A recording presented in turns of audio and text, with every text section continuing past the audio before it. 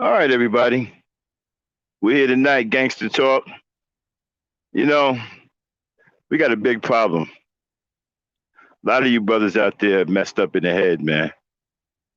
And right now, you are a danger to a woman. Okay? Well, we have a remedy for that. We're going to talk about it tonight on Gangster Talk. And I hope you cats take me seriously. Seriously, man. You guys need some help. We're going to talk about it up next. Gangster Talk. Drop it. Yeah, son. There's mad kids out there getting cream for the 9-5. Bro. Yeah, and I've been doing this for a long time. Shoot the game going for mine. Alright. And this is the year when mad caps get peeled. So I'ma spark this line, kick the real. Bang them out. With all this chaos in the realms of the street, your local street dog got to make ends meet. The average Joe's far too slow for the ghetto pro. You better know, when I hit the streets, I like to glow, I like to glisten.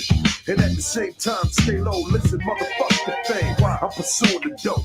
My stilo is symbolic to a kilo. Cash is popping, coke is cooking, beans is copping. Ain't that some shit? A player that's used to living rich is now a sticky kid, caught up in a ditch.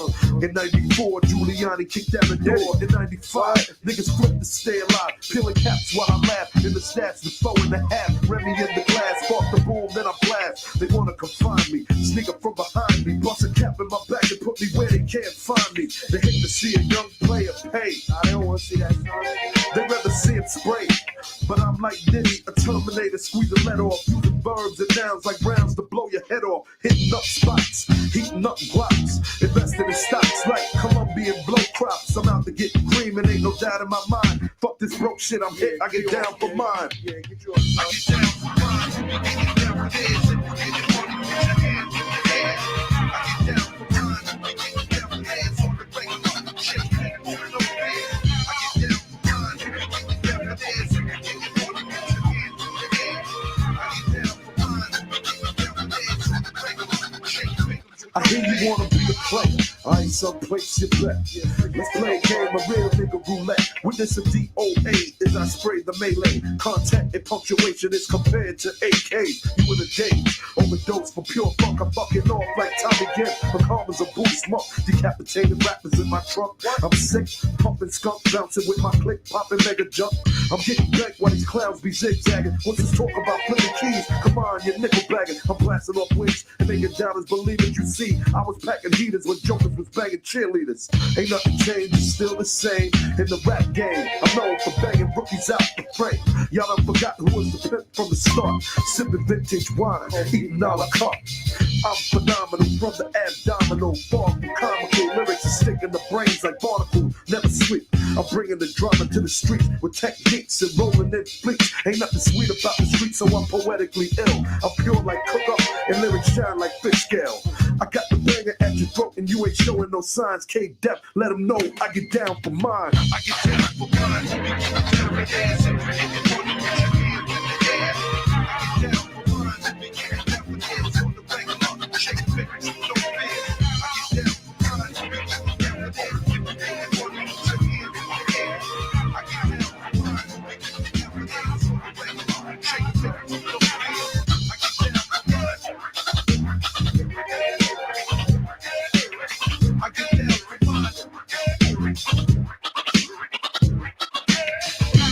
for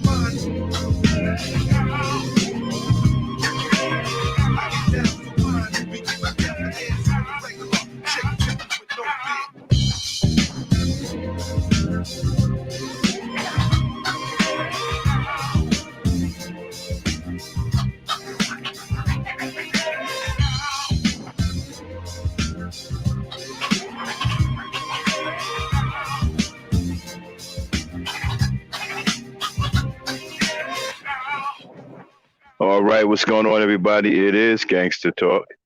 I am the notorious Gangster Simp, Maximum Black, aka the Black Knight. Shout out to my producer, Dane Frankie. Before I get started, let me get a sound check. Dane, let me know if I'm coming in loud and clear. I'm not Boygan. Coming in clear, not Borgin. All right, let's do this. All right, you guys seen the title. No, no, it's not. No, it's not a mistake. The title is real. And, I'm reaching out to you, manosphere dudes, you sissy bims, you red pill dudes, you guys, you MGTOWs. Man, look, you guys are not only you guys are sick in the head. You know what? Y'all don't understand that you're mentally ill. The stuff you guys say about women, you don't realize that you're mentally ill because the cats who feeding you this BS, they make you think that it's all right. And as long as you keep blaming a woman, then you don't realize how bad you are. A lot of you guys sound like homicidal maniacs and lunatics. You sound like you should be locked up in the nut house. This is no joke, man. I'm telling you some real shit. Some of you dudes sound like you should be in a straitjacket. I kid you not. The shit y'all be talking, man, y'all think that shit is cool. You think it's funny. You sound like a goddamn lunatic. And it's like this here, right? Y'all are not fit to be a man to a woman. I'd rather you go and get a blow up doll and practice on her while you're getting some therapy than to ruin a real woman's life. Or even worse, end up taking her life, but some of you sound crazy. I'd rather you not do that. Okay. Let's get the blow up doll. Okay, now. You swirlers out there, let's see if you can break the swirling to get your black blow up doll instead of a white blow up doll. We're not talking about Becky's here. All right, now. And don't get a cheap blow up doll too, because if you do get some help and get your mind right, you're going to be used to not spending money on your girl. So get you a nice blow up doll. It costs a little bit of money. That's going to be durable because you got all kinds of problems upstairs.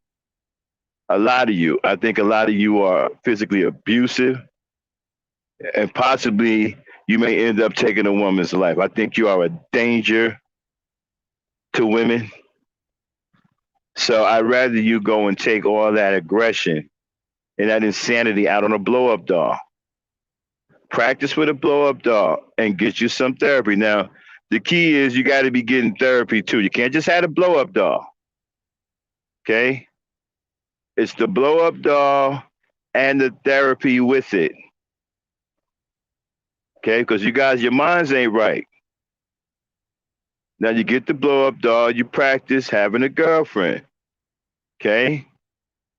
Now you start getting into arguments with her and shit and start stabbing her and all that. All right. Now, you got to go tell the doctor what you just did. All right. Now you done killed your first blow up doll. You might have to go get another one because you done killed that one unless you're going to patch her up. All right. However you want to do it. Now, you done killed her, done slit her throat or whatever. Okay. That's the worst of it, right? You need to go to the doctor and let them know that. All right. Now, hopefully you start to improve. You go get yourself another blow up doll. Start beating the hell out of her. Maybe you don't kill her this time. All right, that's an improvement. Remember, go to the doctor. You got to let the doctor know everything you're doing. You know that you're abusing the hell out of the blow-up doll. You're killing the blow-up doll. It's your second blow-up doll. Okay, because you done killed the first one. Well, you stabbed her like, 97 times or some shit? Okay, so now you're on your second blow-up doll. All right. Come home from work. You told her before you left to have some shit ready when you got back. Apparently, she hasn't moved since you put her in that chair right before you went to work. Now, you gave her a set of instructions before you left. Right after you set her in that chair. Now, you came back from work. She's still sitting in that chair. She ain't moved her ass one bit. Now, you're upset again. Then you start listening to some manosphere shit. One thing lead to another, and you whooping her ass. Gotta go to the doctor, bro. Gotta go get that handled. You gotta get, hey, doc, look, I sat my blow up girlfriend down. I told her what it was before I left. Okay, I wanted the house clean. I came back, the house was still fucked up. Then, I got with my manosphere cats, I got triggered and I whooped her ass. I think I broke one of her arms and shit. I gotta get a patch or some shit to try to fix that. But I ain't kill her this time. All right, doc will be like, okay, you improving, you improving. You know what I'm saying? All right. All right, so next day comes and shit. You apologizing to your blow up doll. She not taking it so well. She really want to get up out of there and shit. You know what I'm saying? But she willing to give you another chance and whatnot.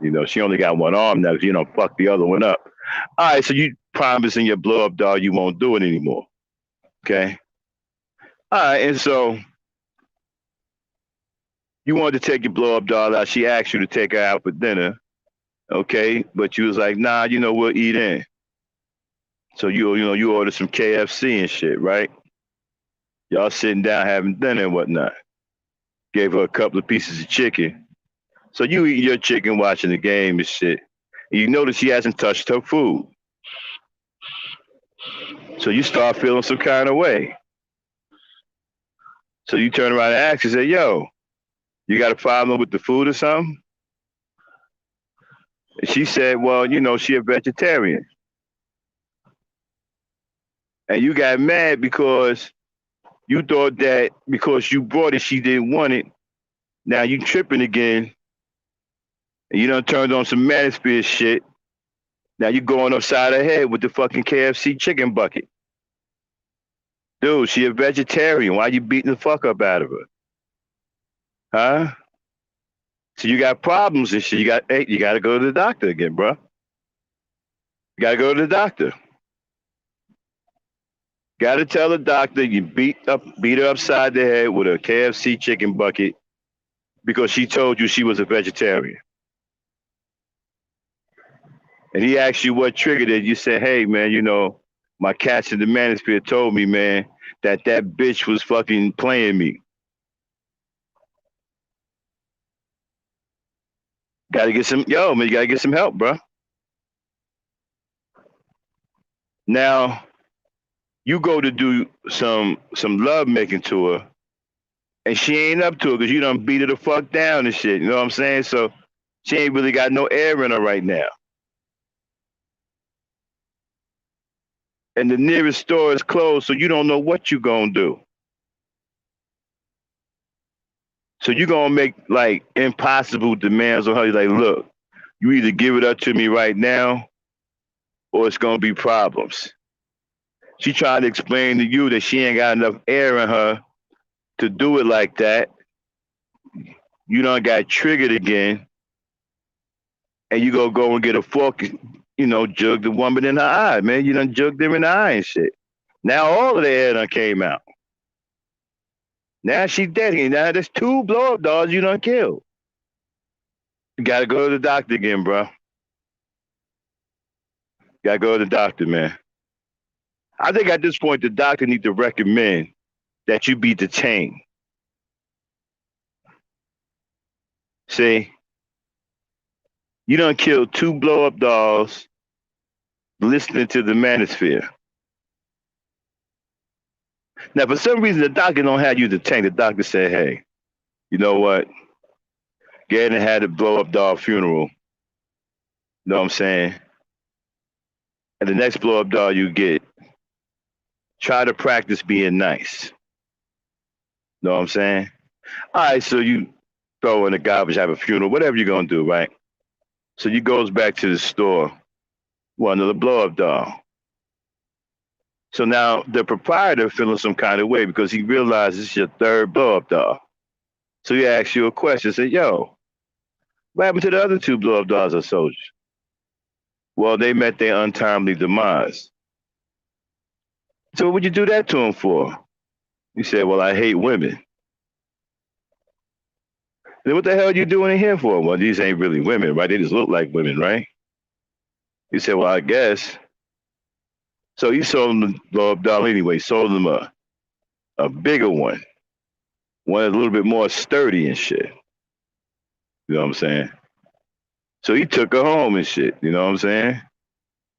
Put her in the car, arguing with her on the way home, talking about she need to lose weight. Because when he picked up, she's a little bit too heavy. So they got into an argument immediately when he got in the car. He barking at her on the way home, talking about she need to lose weight. And she need to be a vegetarian like her last blow-up doll. This blow-up doll ain't trying to hear it, though. She said she eat meat. Know what I'm saying? So they get to the house and shit. Know what I mean? He gonna lug her upstairs. He mad and cursing because she heavy. You know what I mean? He sit her down, called all kinds of bitches, talking about she better lose weight. She rolling her eyes at him and shit. You know what I'm saying? Time for a doctor visit. So you going to the doctor. The doctor telling the doctor, look, man, I got this new blow up dog, man. Her name is Kizzy and shit. She be rolling her eyes at me, but she a porker. She won't lose weight. So the doctor said, what you mean she won't lose weight? Nah, man, she won't lose weight. She said she ain't a vegetarian. So the doctor asked him, was he crazy? He said, well, you want to lose weight. Just let some air out of her. That's all. So he looked at the doctor talking about, well, you know, why not think of that? So he goes back to the crib and shit, tells Kizzy to come in. She didn't move. He said, come in. She still didn't move. So he go back to the doctor the next day. Hey, man, I called her. She wouldn't come. Well, he said, well, you know, the reason why she didn't come because she's a blow-up dog. They don't really usually walk around and shit. He said, oh, okay. You know, he said, you know what, man, maybe I might want to send you over to the hospital. Nah, doc, I'm cool, man. Well, you know, you're killing blow-up dolls and now you think they walk around and all that. I don't know, man. I think you might be becoming a danger to society and shit. Nah, doc, I'm cool, man. I'm cool. You know what I'm saying? Huh? So you go home, get on YouTube with your manosphere buddies and shit. They spewing all that woman hatred or whatever. And you ask your blow-up doll to go get you a drink. When she didn't respond, you blow your top and shit. Know what I mean? Start beating the fuck up. You start screaming, beating her up. The next door neighbors call the cops. Cops show up. You tell the cops if they come in, you're gonna slit this bitch throat. So you're holding the blow-up doll hostage. Can you imagine these scenarios? See how crazy these scenarios sound? That's the way you niggas sound. You sound as crazy as these fucking scenarios. That's why I say you need to get a blow-up doll. Don't do this to a regular woman. Don't ruin a regular woman's life. Don't go and hurt a real woman. Take all that anger, all that aggression, all that hatred out on a blow-up doll. Get yourself some therapy. Get your mind right. You cats right now are dangerous. And you're not fit to be a man to a woman. Cats walking around here 40 years old, ain't never been with a girl before 30 years old, ain't never been with a girl before talking this crazy shit. Get you a blow-up doll. Listen, normally I would be on some, man, you know, get you the real thing. Don't fuck with no blow-up doll. That's some white boy shit. Nah. Not anymore. Now I think it's vital you niggas get blow-up dolls so we can save the lives of real black women. So you don't end up with no real black women. So you don't end up cutting the real black woman's throat. So you don't end up ruining the real black woman's life. I'd rather you go get a blow-up. I'm encouraging you niggas to go get a blow-up doll. I'm encouraging it. Go get you a fucking blow up doll.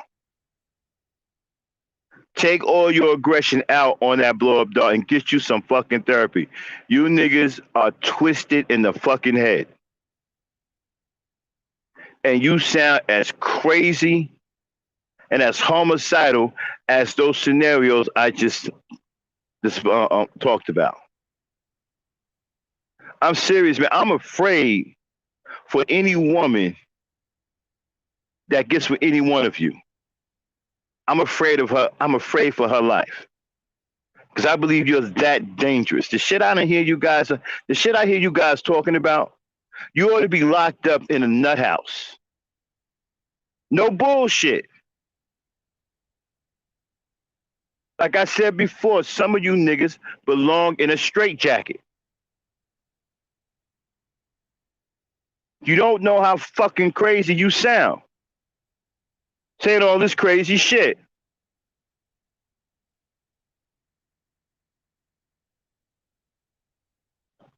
I don't want to see a black woman get hurt. I don't want to see a black woman get killed because she ended up with one of you lousy motherfuckers who are completely out of your fucking mind. Go and get the blow up doll. You don't need a real woman. You're not fit for a real woman. You're not fit to be a black woman's man. Go get you a blow up doll so we can save lives. You want to save lives, get you a blow up doll and you just save the black woman's life. Seriously. I believe you guys are that dangerous. The shit I hear y'all talking about. You really shouldn't be on the street. A lot of you niggas are sick and don't realize it. You got really bad mental problems. And you think there's nothing wrong with you. Oh, there's a hell of a lot wrong with you.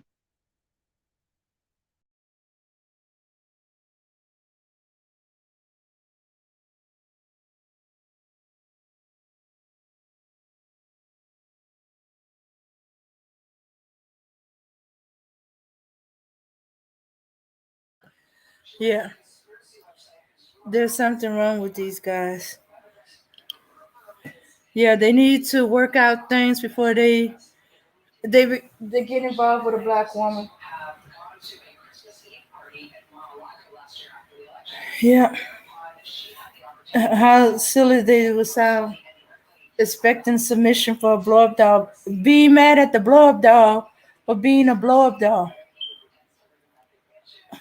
Of course, a blow up doll, she's not gonna do anything you say. She can't move. She ain't walking. Not even the more advanced sex box walk. Yeah. Can't really kill a blow up doll. You can just damage it beyond repair. You damage a black woman beyond repair, you killing her. So yeah. Practice on the blow up doll. Get any anger, aggression you need out there. Yes, and make sure you go to a therapist. Sorry about that, y'all. My back. Yes, you're back. Okay, all right. Okay. Yes, like I was saying, right? I'd rather you take your aggressions out on a blow up doll. I'd rather you practice to learn how to be with a woman on a blow up doll and get therapy. You niggas need therapy like nobody's business. You don't need to be listening to these punks in the manosphere. You need to be getting your mind right. You need to go to see a fucking doctor about your brain, about your psyche.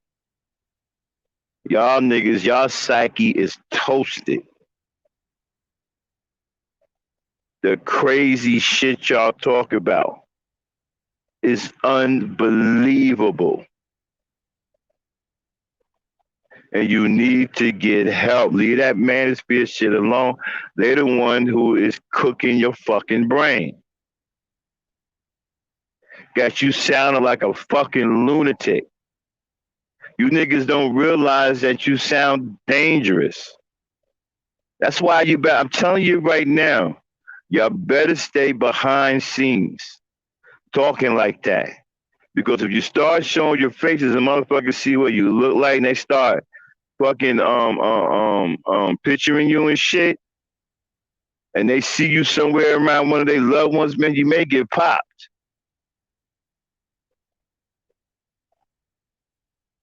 Cause y'all don't know how crazy y'all sound. Y'all sound like fucking lunatics.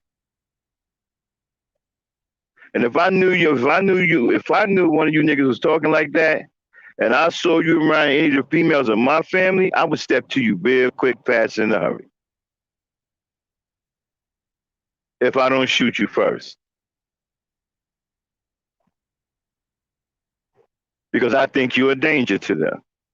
Because I done heard that crazy shit that's going on up in your head. And I'm not going to take a chance that you're going to harm one of the women I love. Not going to let you get that. Y'all better be careful talking this crazy shit. I'm telling you that right now. But get you a blow-up doll. Leave the real women alone. You guys are not fit. Go and get you some help. Some real professional help. A lot of y'all got childhood problems that to mess your mind up. You're traumatized. All kinds of shit wrong with you. All kinds of shit. And it's not fair that you bring that to an innocent woman who don't have anything to do with what happened to you. That's not fair.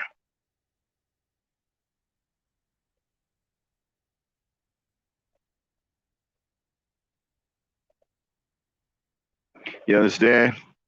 It's not fair.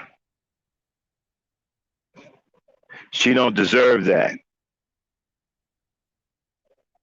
See, I look, I'm trying to give you a break and say get therapy. I really think the niggas should be locked up.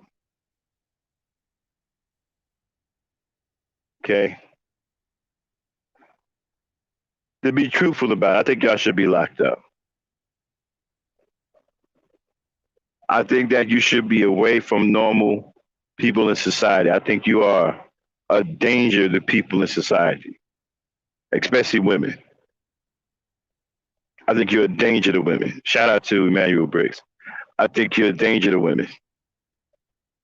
And you shouldn't be allowed to be around women until you get your mind right.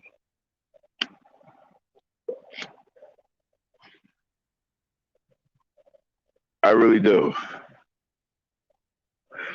And that poison that they pumping in your head in the manosphere, like I said, you don't realize how crazy you sound.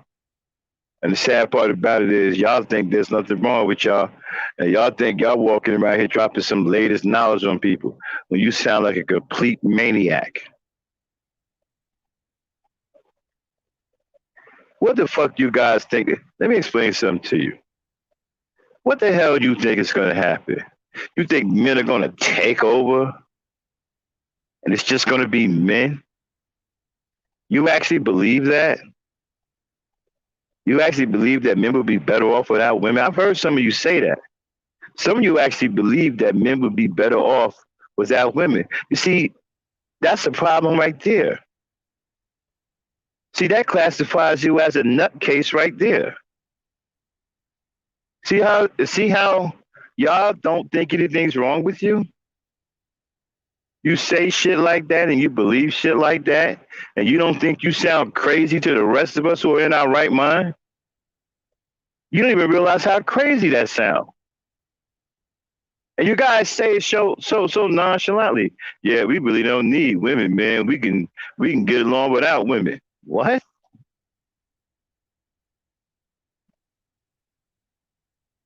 Dude, let me tell you something. If you went into a bar with a bunch of drunk niggas, straight niggas, and said some shit like that, niggas will sober up and stare at you.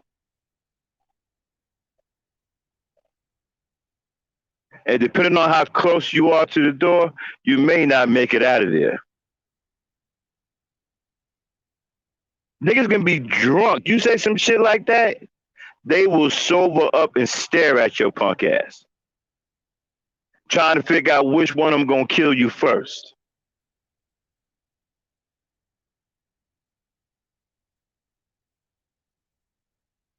Go around some real men talking crazy like they're gonna tell them about, hey man, I don't think we need women. I think that we could just do it all by ourselves, just us men together. Now some brothers are gonna try to talk you down. Some brothers are gonna be like, oh, hold on, brother, wait. But then you got them brothers that's gonna look at you and would rather knock your head off than say something to you. You got them brothers out there too. So problem is you don't know which one you're gonna run into. That's why it's best you don't say anything at all around men like that. Now you can say that around your group, but you just can't come out in the real world and say that around any dudes. I don't advise that. That's not a good look.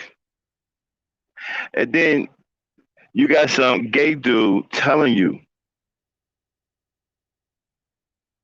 to believe this shit, and you believe it. And some dude told you that black women don't belong to black men, even though we come from black women. Even though they give birth to us, you're saying that they're not our women. Well, then what are we doing here? See, these are the type of crazy things I'm trying to get you to understand that are fucking crazy. And you don't think anything's wrong with it. This is what I'm trying to get you to understand. You sound like a fucking lunatic. You don't know how you sound.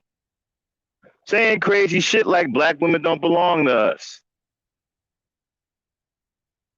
We men can get along without women. We don't need women. You don't think that sounds crazy?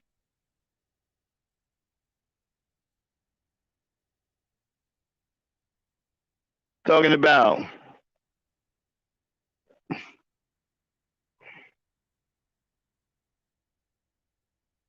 and here's another thing. The latest one, which gets me, is this.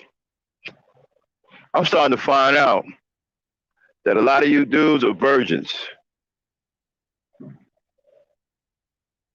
Yeah, I did some research since Ron was up here. Found out that a whole lot of you dudes ain't never been with no girl.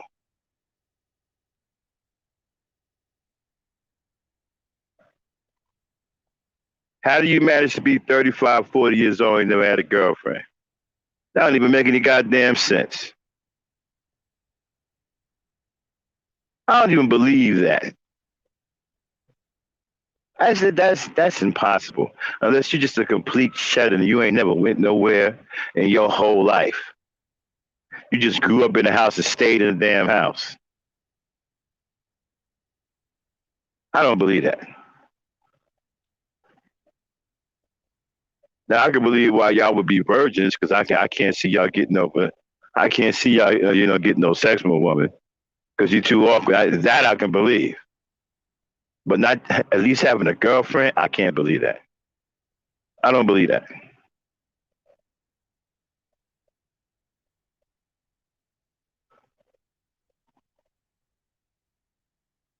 Y'all running around here saying all this stupid shit about women, like y'all getting ready to go to war without women. And what are the rest of us supposed to be doing while you doing that? Let me tell you niggas, let me tell y'all something. These gay dudes, they pulling the wool over your eyes. See, you're not as strong as you think, and your numbers aren't as big as you think. And now, I know you niggas won't protect no black women, but there's a lot of brothers out here who will. And then there's even an extra added bonus when they find out there's one of you motherfuckers attacking them. That's going to make it even sweeter. Now, you can go on and go to war with the black woman if you want to, but I'm going to give you fair warning right now. She hasn't been forsaken, bro. Niggas will rise up against you, and you will get wasted. They don't like you niggas no way. Let me tell you something. Y'all better hope nothing happens to black women. Because if they do, you niggas gonna be gone in a New York minute. Do you realize that the black woman protect you niggas? Didn't even know that, did you? They keep the rest of the niggas off of y'all. They come out here and give the rest of us morals. The real savages, the real warriors, they keep us held at bay with their morals. They say, no, no, let them be gay. It's okay. They just mixed up. That they got a mama. Go on about your business. Don't go bothering them. They keep motherfuckers off y'all. I'm telling you, they do. Y'all think I'm bullshit. Black women keep motherfuckers off of y'all ass. You know how many niggas just want to step to y'all and take care of business? You have no idea. Niggas don't like you motherfuckers no way. The only reason why motherfuckers stay up your ass is because of their women and children. But go on and try to go to war with a black woman and see what happened to your punk ass.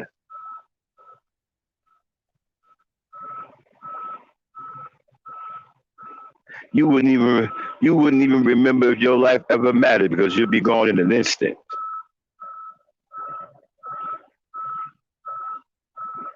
You ever heard the term extreme prejudice?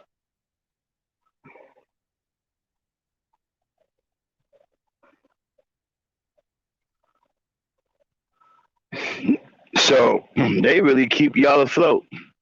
They protect y'all. You know how much real men hate y'all? They hate y'all worse than you hate black women.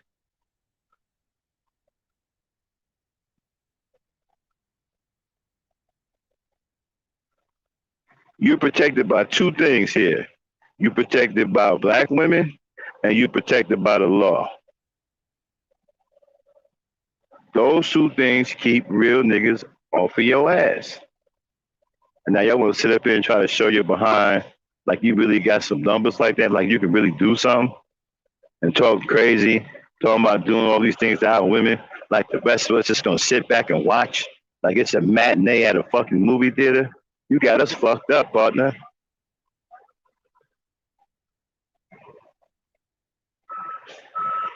You got us fucked up.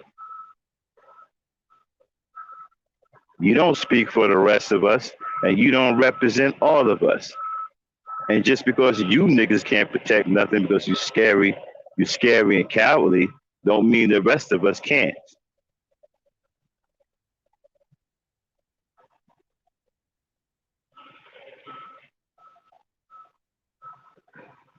Go and get you a blow up doll. Stay with that blow up doll. Try to get your mind right.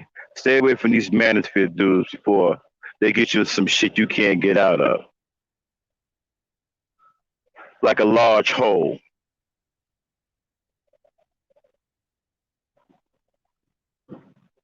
Know what I mean?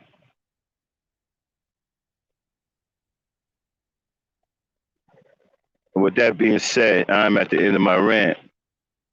Let me bring in my co-host. Wasn't going to go on too long tonight, y'all. I just wanted to come out and say that. Try to encourage these guys to get their mind right and leave our women alone. I think that by encouraging them to get blow-up dolls and mess with blow-up dolls, you're probably saving some lives of some real black women. Encourage them to get some therapy. Mm-hmm. Hey, Damie. Hey. What's on your mind? Well, I thought I know which way you was going, but hey, that's some interesting idea. Yeah. Before you get with a woman, get all that anger and madness out of your system. Yeah. Because y'all sound crazy. And get some therapy. Mm-hmm. Get some. They don't realize how crazy they sound saying shit like, um, they want all men to be here. They want to get rid of women. We don't need women. They don't realize how crazy that sound. Yeah.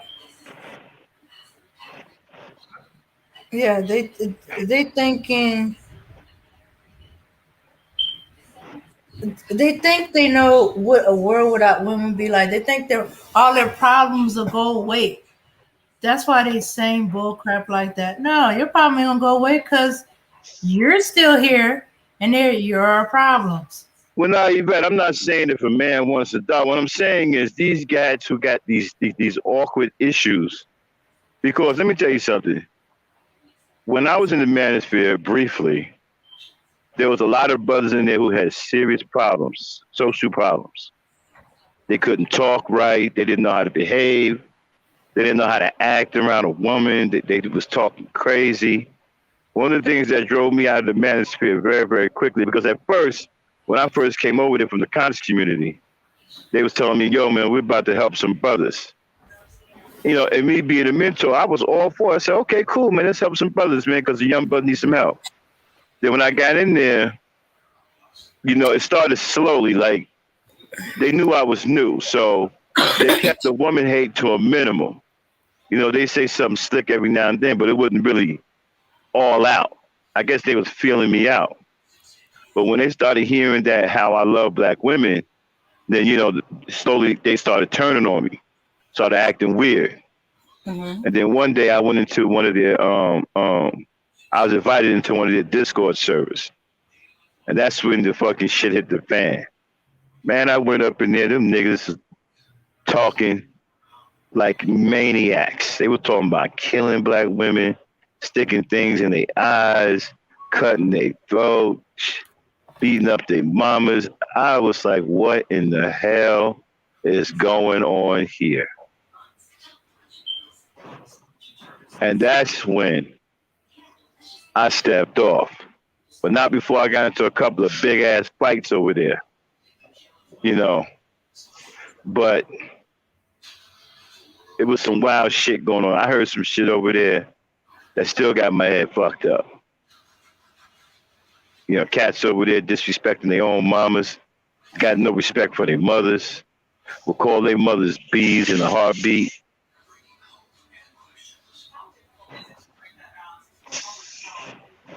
And then they really showed their true colors. I think when the Black Avenger uh, uh, um, was up and operational, the things that they were saying over there, I think the Black Avenger got shut down because the hatred over there was so bad they got shut down.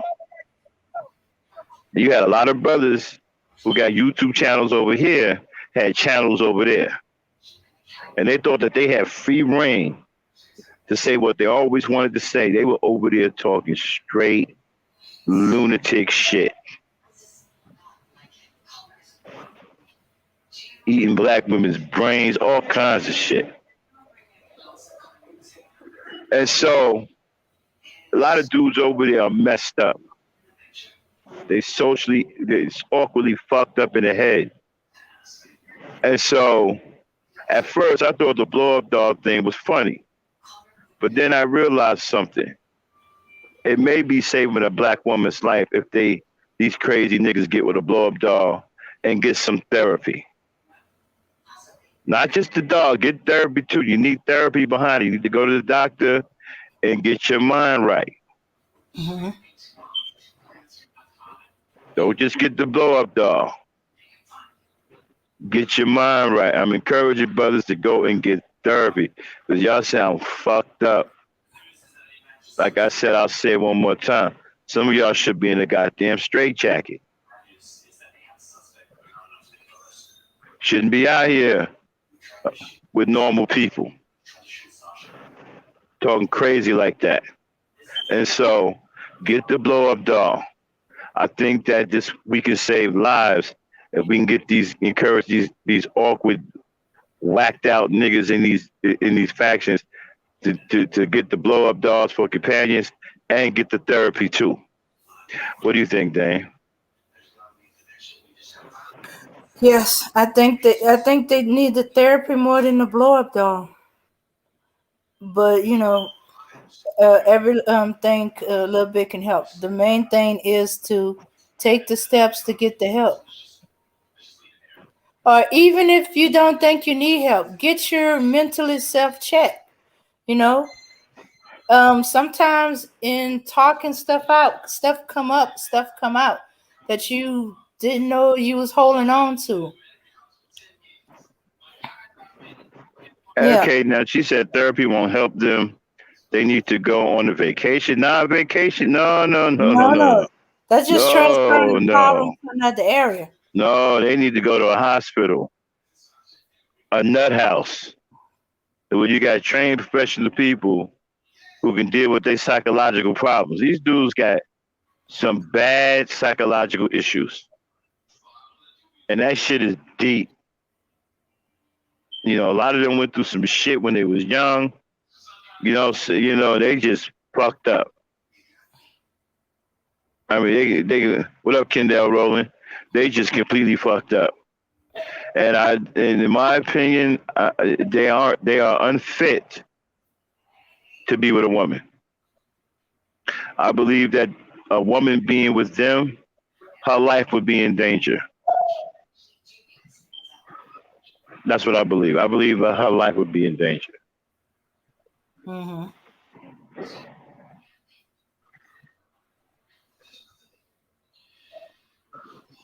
Yeah, definitely some therapy. You know, therapy don't work, and they need to be in the nut house. Stay away from our women. Don't bring that crazy shit around our women.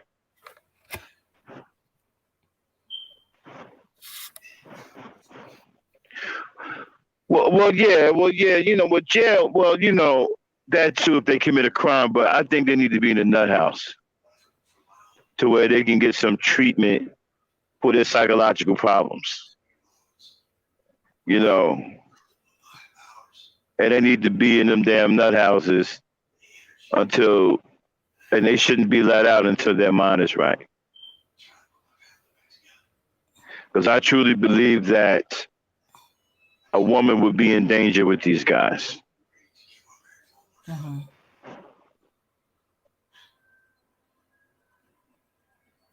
Yeah, yeah, Emmanuel Briggs. They don't realize that. Like, there would be no purpose for living if you got rid of women.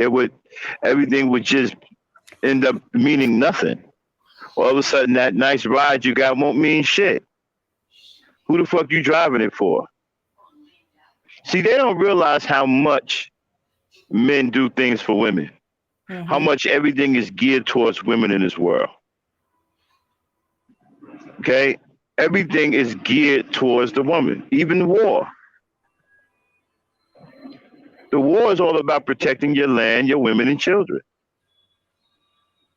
or expanding, right? And everything is like you get a brand new car, right? Yeah, you can feel good about it for yourself, but women looking at you too. So you ride your brand new car, women checking you out. You know what I'm saying? Hmm. Everything you do is geared towards women. You get you some nice clothes. Yeah, you want to look good too, right? But the women are checking you out. If there was no women and you bought nice clothes, you wouldn't feel the same way. Like, why am I buying nice clothes? Ain't no women looking at me. You walk around here in some sneakers and a raggedy ass t-shirt and some jeans or some shit. Why buy brand new clothes when there ain't no women around? Who you looking clean for? Who you looking good for? Yourself? That ain't gonna matter to you no more. There ain't no women looking. We don't get clean because we want other men to see that we clean. But you see, a woman opens up everything else, right? Well, as long as there's a woman here, then a brother may take a compliment from another brother. Yeah, man, you look fly. I say, all right, thanks, bro. Yeah, player, you looking clean. All right, thanks, bro. But he only allowing them comments or compliments because women are here. Mm-hmm. If there were no women here, a comment like that will make a nigga upset. Yo, brother, you looking fly. What? What did you just say? Fuck wrong with you? You funny nigga? I guarantee you that same compliment will be fighting words if there were no women around. Mm-hmm. I'm trying to show y'all some deep psychology about how powerful the woman is and how she intertwines with every single thing in life, even your thoughts and your behaviors. It's because she's here. Like I said, because the women around, a nigga can take a compliment from another nigga and not feel some kind of way. Because a manly man don't want no nigga looking at him no kind of way. I don't want no compliments from no niggas. Motherfucker say to me, yo, you looking fly. I'm kind of looking at him like he's like, yo, what you looking at me for? You know what I'm saying? Now you take that same comment and get rid of the women and watch what happens. Now you ain't got no women, nigga, mad as hell, no women around, right? He just bought a brand new suit. Let a nigga give him a compliment now and watch what happens. Mm-hmm.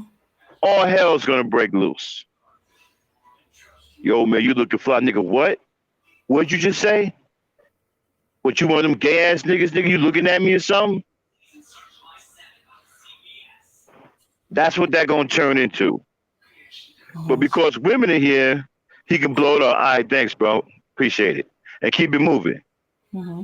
Because women are here. Yeah.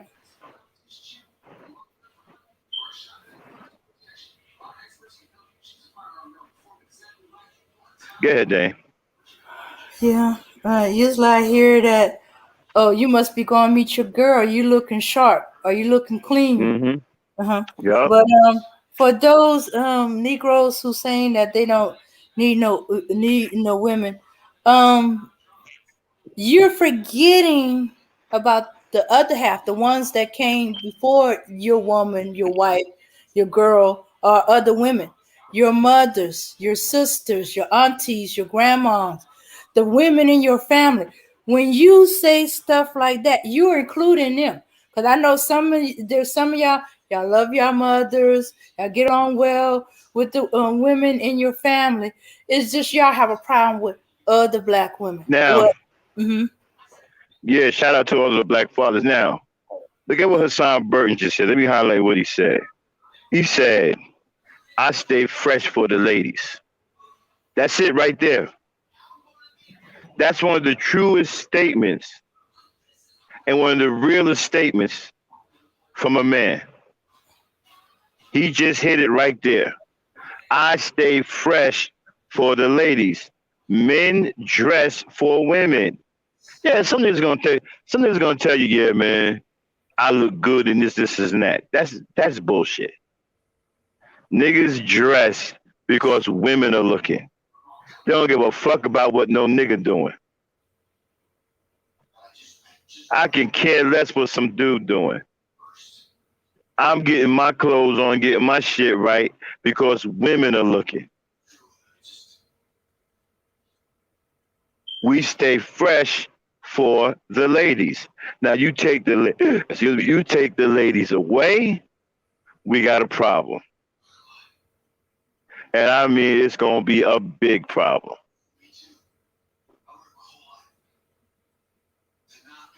Go ahead, Dang. Mm-hmm. Yeah. I even seen guys when they actually were going off to be with their girl, and some guy said he said it you looking sharp, and guy got offended and said what you mean I'm looking sharp? Why are you looking Exactly. at me? Now imagine. Now he got offended by that because dude didn't finish the statement. He should have said, yo, man, you're going to see your girl, man, you're looking sharp. All Mm-hmm. right. He can get by with that. But don't just say, yeah, nigga, you looking sharp. They're gonna look at you crazy. Like, what? What you looking at me for? Mm-hmm. You one of them funny niggas? Now, take that and minus the women. That's not even a verbal reply. It's an ass whooping. It automatically turns into an ass whooping. Yo, nigga, you look sharp. What? Punches start flying. Guns get drawn. Somebody going to meet their maker. That's how bad it's going to get. Because there's no women around. There's no women, things will get out of control instantly. There will be instant chaos. These niggas is crazy. They think they're gonna live in some utopia world with a bunch of dudes. It ain't gonna go down like that. What you think the rest of okay, everybody ain't gay. So now you can live in your little you got your little enclave with your gay dudes, right? And you got your wish there ain't no women. What you think the rest of us gonna be doing? You think we gonna let you live after you done got rid of our women? You think we gonna let you live? You think you're gonna walk around here and prance and all that and get away with it? I hope you don't think that. You're gonna be the first to go. Because Yeah. if we find out that you had anything to do with the disappearance of our women, you're going to be well, you're going to be the first to go. You're going to be the first to go.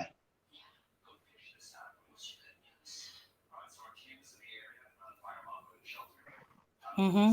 There's gonna be a most wanted list, and y'all gonna be hunted down. That's the only thing that's gonna prevent mass suicide. They gonna temporarily fixate on y'all and get y'all. Well, let's stop talking like that before they say we Mm-hmm. got hate speech and inciting violence. We don't condone any violence against anyone. Mm-hmm. Yeah. Anyway, But every book I've read where there's like apocalypse and the women were gone or there was so few they were non-existent, the men went crazy. yeah, absolutely ape shit. This is what I say. The women protect you.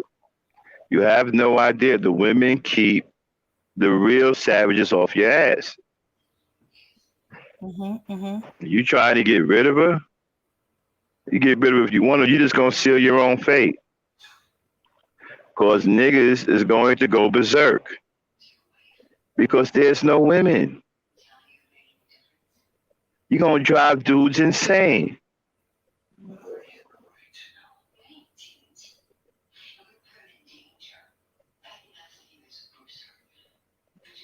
Yeah. Yeah. So get You can there. have a conversation. You I'm can have sorry. a conversation with a couple of average dudes right now, right? And ask them, okay, hey, what would you think about a world with just dudes? I don't even know if you would even get an answer, but I know you get a couple of looks that you might not like, or that you might grow fearful of, but you might not get an answer because of the average dude probably is going to look at you like you're crazy. You might get one or two of them might say, "What do you mean a world with no women?" And then once you start telling them out, well, we men are efficient. We can do this and we can do that and we can do this and that, and we don't need no women, this and that. Now, when you talking like that, there's a couple of things you got to be sure of. Make sure that there's a lot of space between you and the dudes you're talking to, so they can't put hands on you. And you got to be careful who you're talking to. All right. Mm-hmm. A lot of men don't play when it comes down to women. Mm-hmm. I know y'all don't think that because you got so many sissy bims on social media and all of these effeminate dudes on social media. You think that that's actual real men. No, the real men are out in the world, not on social media. They're working every day. They're taking care of their families, right? And Mm-hmm. so they're not on here talking crazy. But you got to be careful because there's a lot of men out there that don't play.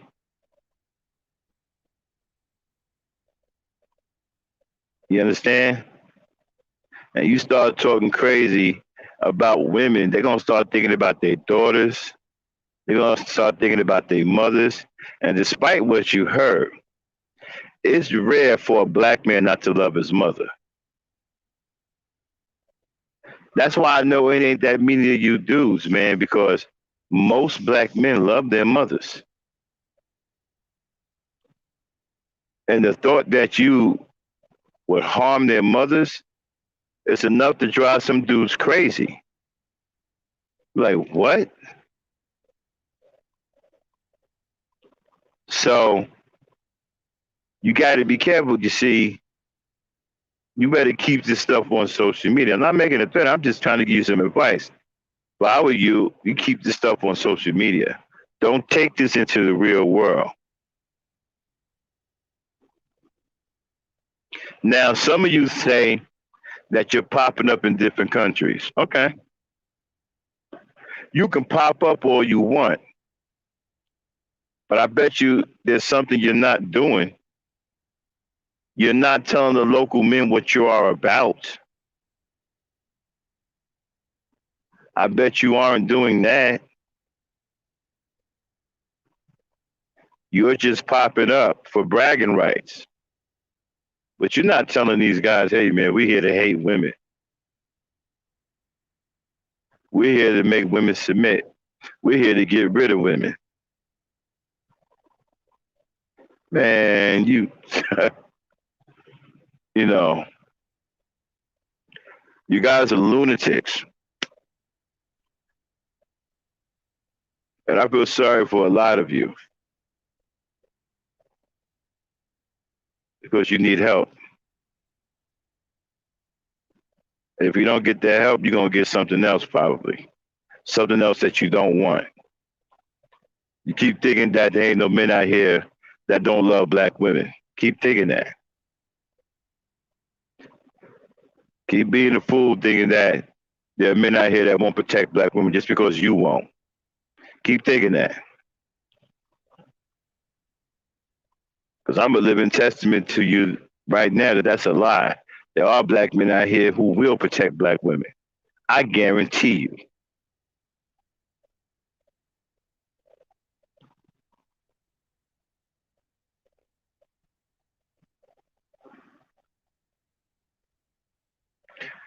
True, Kendall.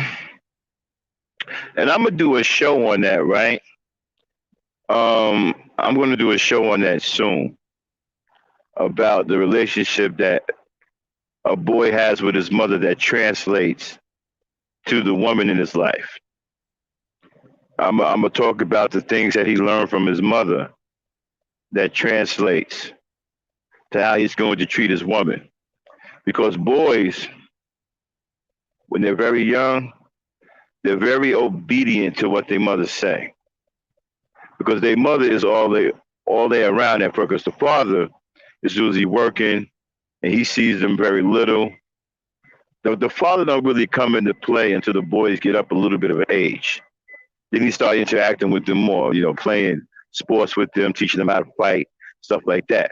But when the boy is like very, very young, 5, 6, 7, 8 years old, he's very clingy to his mother. So he's very obedient to his mother. And whatever she's telling him is shaping his little mind. You understand? And Yeah. so she's planting seeds early, especially if he gets into a fight with his little sister or something like that. The mother tell him, no, you don't put your hands on the girl. Girl's weaker, you stronger, you may hurt her. Okay? The boy's gonna be obedient because he's clinging to his mother. And then once he gets over to his father starts teaching him how to fight, whatever, the father's gonna reiterate what the mother is saying. Don't put your hands on a woman, boy. I don't want to have to bury you. Because I know if you put your hands on, I know if somebody put their hands on one of my daughters, I'm going to take them out. So I can imagine another father's going to do the same thing if you put your hands on their daughter. So don't go out there and put your hands on no girl, boy. Again, I don't want to have to bury you. Your father give you that heart-to-heart speech. The hardest thing a father can do is bury his son. No father wants to do that. So don't you go out here and put your hands on no woman, boy. So the father is backing up the mother. See, the early teachings of the mother is backed up by the father and reinforced by the father.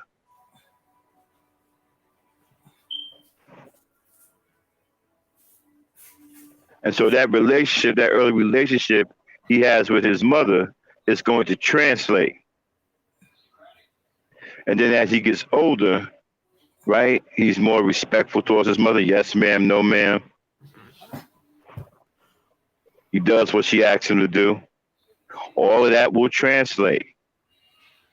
That yes, ma'am, no, ma'am translate into respect for women. Then if he's not bad, like he doesn't have a bad mouth around his mother, he's not going to have one around another woman. Now, this may sound crazy to some of y'all, but a lot of men, especially from my generation, was brought up on this. If you can't say it around your mother, then you don't say it around women. A lot of us was brought up on that. A lot of us still live by that today. I still live by that.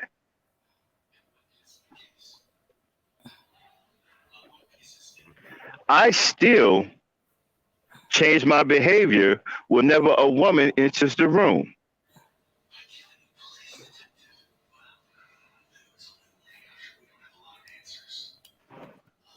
That's what we were taught. When you're in the presence of a lady, you be respectful. A lot of us old school cats still got those teachings in our mind, and we still live by those teachings to today.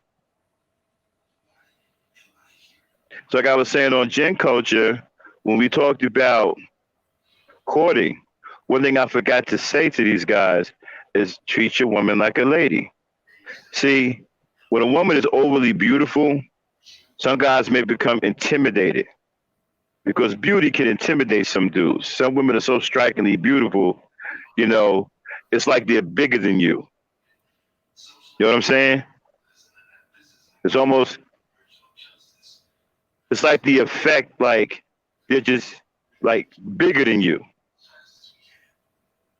Okay, so when a guy becomes, some dudes become intimidated, right? And so when you have a woman that's overly beautiful, the worst thing you can do to her is worship her, which is what some of you guys do because you're weak-minded, right? When you start worshiping a woman, that means you're afraid of her. Let me drop this knowledge on you. When you worship a woman, that means that you are afraid of her. You are afraid to be a man around her. You are intimidated by her. That's why you worship her.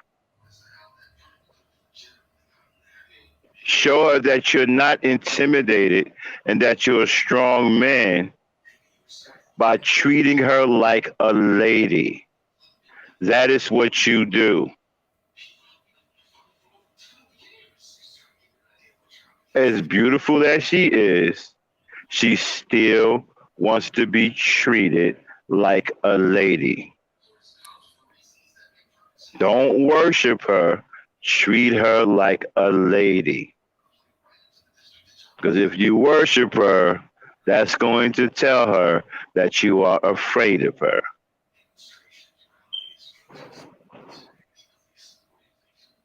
Man has no business being afraid of a woman.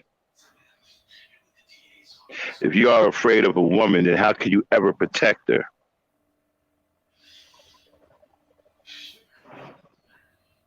Don't let her beauty intimidate you. Treat her like a lady. That's all you got to do. You guys mess it up. You get a beautiful woman. You're falling all over yourself. You're kissing her heels. You're kissing her behind. You're scared to death of her. You start stalking her, following her to the bathroom because she's so beautiful. You don't want her to leave you. You start freaking out. You don't know how to deal with it. You don't know how to handle it. You don't know what to do because you're afraid of her. All you have to do is treat her like a lady. And the intimidation will go away. That will establish your manhood, that you are a man, not a punk, not some little scary wussy that's afraid of her beauty. Be a man and treat that beautiful, fine woman like a lady. That's all you got to do. Dane, jump in here real quick. Yeah. Well, not just the beautiful woman, but all the women. We all want to be treated like ladies. Yeah, Dave, I didn't mean to. I wasn't. Okay. I know, but some you dealing. They fixate on one part and the part that they want to agree on. Mhm. Okay. Mhm. Mhm. I was just being specific about one thing. That's all. Yeah. Yeah. Yeah. You treat her like a lady. She'll appreciate that, and Why y'all she'll think see a I? different side Hold on because one you're second. not. Why y'all think I play the Temptations, treat her like a lady every time I play? I fire up gen culture. I'm trying to program that into your head, right? Treat her like a lady. It's very important that you treat a woman like a lady. That's extremely important. That's why I always start gent culture off with that song. I want you to get that in your head. I want it to become automatic. Treat her like a lady. As a matter of fact, then get it queued up. Mm-hmm. Let me know when you got it queued up. Yeah, Auntie, that is creepy, man. I've known guys who, when their girl went to the bathroom and she took her cell phone with her, they would sit outside the door of the bathroom trying to listen to who she's talking to. I mean, if you look, man, if you got to do all of that, it's a wrap, bro. Go on and just leave the woman alone, man. Don't do that to anybody. Don't put nobody in that kind of jeopardy. Don't scare a woman like that with that creepy white boy shit. Mm. If you can't trust her and you got to do all that, man, it's over with, bro. Oh yeah. Go on and let her go and you go on about your business. Say, look, you know what? I can't trust you and it ain't working out. And leave her alone. Don't traumatize her by doing all that creepy, serial killer stalking shit. You shouldn't be with no woman you can't trust anyway. You got to Mm. do all of that. If you got to do all of that, your mind ain't right, bro. Your mind. Listen, guys. All of this is a weak-minded individual. You got to follow your woman everywhere. You got to go stand out and post up in front of the bathroom door while she in the bathroom. You got to do all of that, man. Your mind is weak, bro. That's a weak-minded individual, and you have no business in a relationship with a woman with a mind that weak. Because let me tell you something. If your mind is that weak, that means your emotions are even weaker. And if she retaliates or lashes back at you, then you may snap and hurt her because you got a weak mind and you got a weak emotions. Your whole constitution is weak. You don't have any business in a relationship with a woman with that weak of a mentality and emotions. The hell you doing following her to the bathroom? Fuck wrong with you? What's wrong with you? Following her to the bathroom and hanging out and always listening to her phone calls and following her when she go, man, what's wrong with you?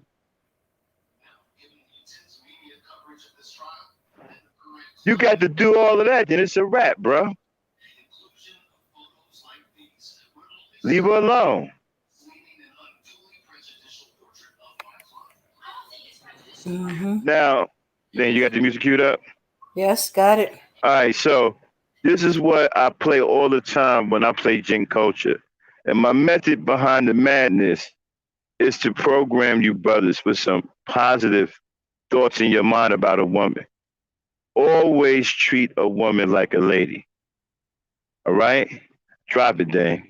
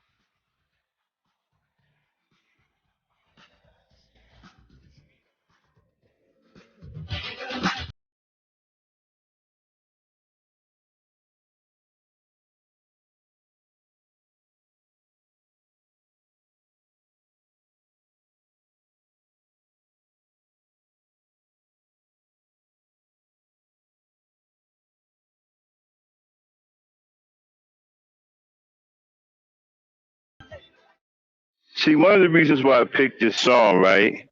When I created the gentleman culture, I wanted a song that promote the gentleman culture. And this is the way men used to sing to women back in the day. They loved black women. If this song is littered with gentleman qualities, he talked about helping her with a chair, helping her with her coat, that he believes that a woman deserves the utmost respect. Mm-hmm. He's about chivalry. This is about gentleman culture. This is the perfect song for my gent culture. This is what we want to promote to our young brothers. And some of you old cats who seem to have lost your way, you need to be reminded who we are as black men and where we come from. We come from a place of black love. This hatred shit that's out here right now, that's not who we are. The gentleman that's singing this song, that's who we are. That's where we come from. We come from a place of black love and undying loyalty to our women. That is what we are about. And brothers who understand that and keep that code never swirl. Why swirl when you have the most beautiful woman on earth? And Mm-hmm. even the woman that you're swirling with knows that because she's trying to copy her. She hates her so bad because she can't ever be her. Mm-hmm. And so this is what I want you brothers to get into your minds. Treat these black women like ladies. Show them love and respect and give them your loyalty. You will be rewarded heavily and continuously for your love and your loyalty. I promise you that. She will make you the happiest man on this earth. She has the ability and the power to do so. Do you understand? Get this bullshit out there. Fuck what the manosphere talking about. Those niggas are traitors. Those aren't even black men. They don't represent us. Black love is what we are about, and loving our women is who we are. And this is why I play this song. This is why this song is the theme to gent culture. I wanted to become automatic in your minds to treat our black women like ladies.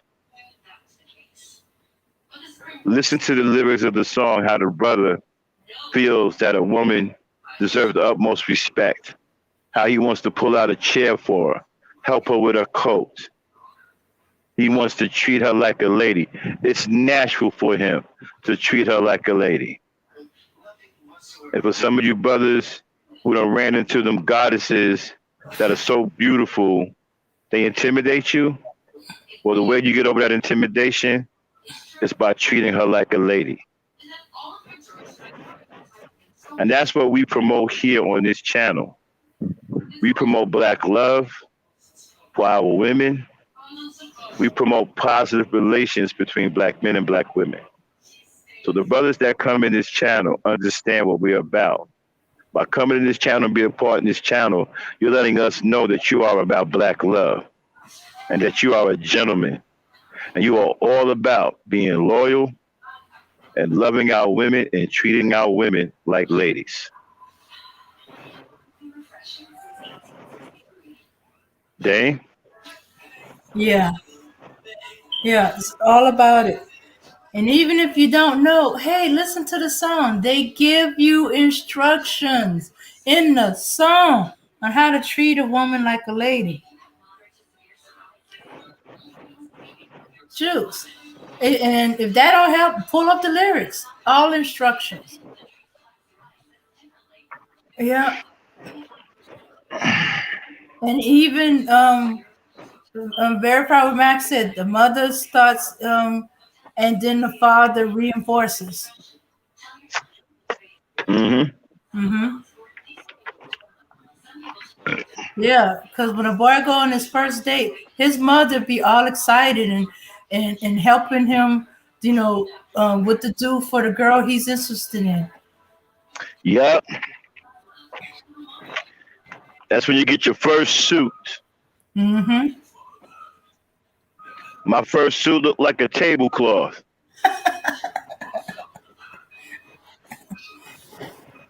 I had a big old crazy hat, a tablecloth suit, armed with $5 in my pocket to take my sweetheart out to the movies,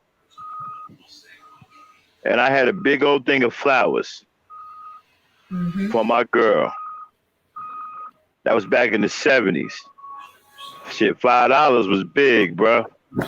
We can go to the movies and go out to eat with $5. So I was straight balling, but $5, man, I was balling back then.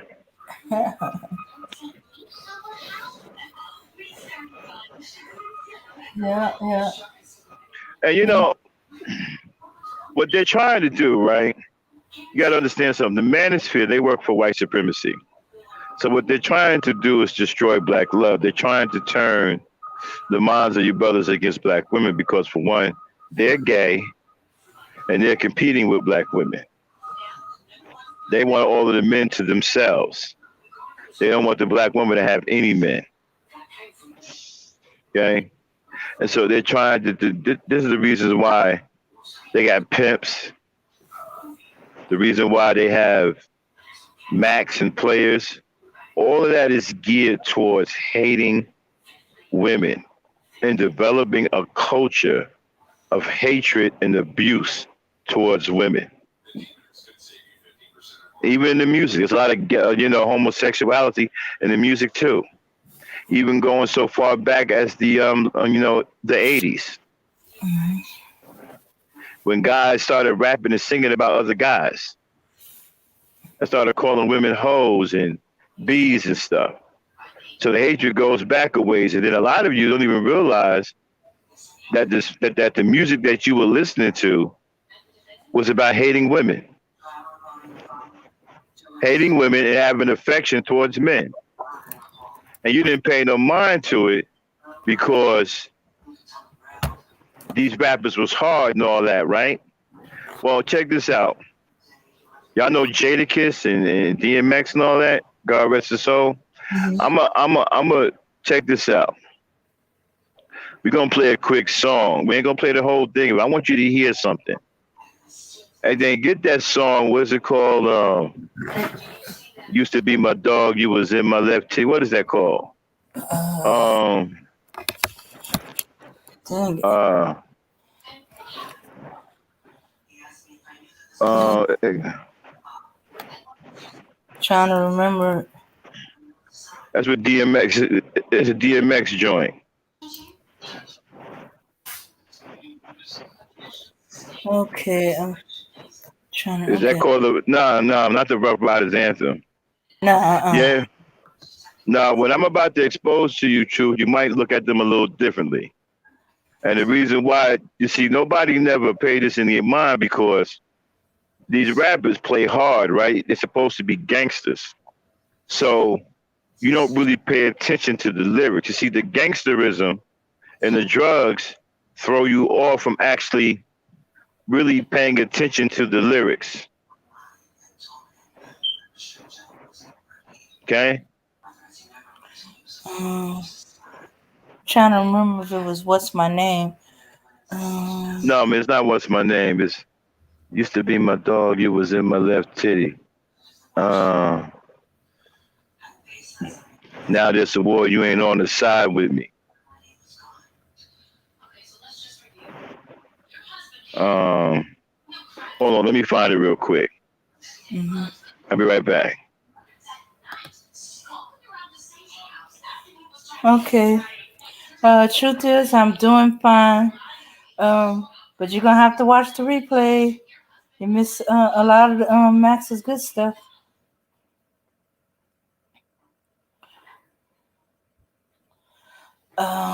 Okay. Hold up. I'm looking for it. Oh, Okay. I don't see many parents encouraging it. They just accept it when it happens. You know, many because they fighting against a world and they don't know how to handle it. That you know, a thing tell the kids things ain't the same, or they don't know how to be honest with their kids. That hey, don't you come here with no white girl, white man, or what the real deal is. hmm or the history. That's what I see not being done. But as more and more black men went that way, their mothers didn't want to lose their child to the white world, so they just like kind of accepted it. Got it. I got Okay, it. man. Okay, Uh-huh. I got it. It's in the chat. Now, get that queued up. I want y'all to pay attention to something now.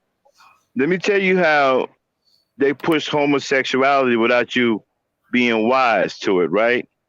What they did was they distract you with the gangster shit and all the killing and stuff, right?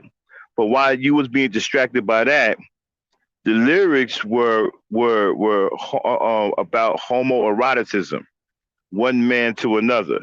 While they all disrespected women. Notice in these songs, the woman is always a B. She's always a hoe. Okay, she's never a female that's good or nothing. She ain't good for nothing but except being a hoe. But the guys, they show a lot of affection to. Now, some of the stuff that they say, when you really think about it, you wouldn't say to another man. You understand? I'm gonna break that down for you in a second. Now, Dane, what I want you to do is, hello, where did she go? I'm here. I'm here. I Yeah, I was just want trying. you to play that first verse. Mm-hmm. Okay, that used to be my dog. Then I want you to cut it right there because I want to talk about it. I don't want you to play the rap song. I just want you to play that first verse. Okay. Okay. All right. All right, y'all. The court. Okay, listen. I want y'all to take a listen to this real quick. All right. Okay, Dane, drop it.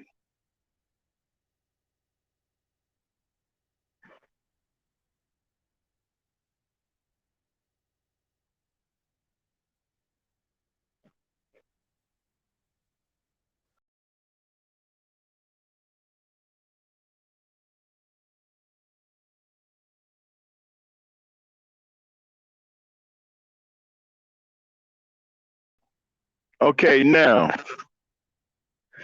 when you hear that, right, you don't think homosexuality, but that course is all about homosexuality. Let me tell you what they did in there, right? Affection was shown, intimate affection, intimate, not just any affection, intimate affection was shown from one man to another, and the woman was disrespected, right? Because he said, "You used to be my dog, you was in my left titty, you screamed, ride or die, thought you would ride with me. Found out, here's the disrespect to the woman, found out that you a bitch." See? He's telling the man that he's acting like a woman. So by him acting like a woman, he's being disrespectful, right? So he didn't say, well, you acting like a woman or you acting like a sissy. He said you acting like a bitch, which is disrespect towards the women. And why they frequently call women out their name because they have no respect for them. So because dude didn't do what he wanted him to do intimately, he called him the worst thing imaginable, which was a woman who's a bitch. That's the way these homos are programmed. All right, then play that verse one more time.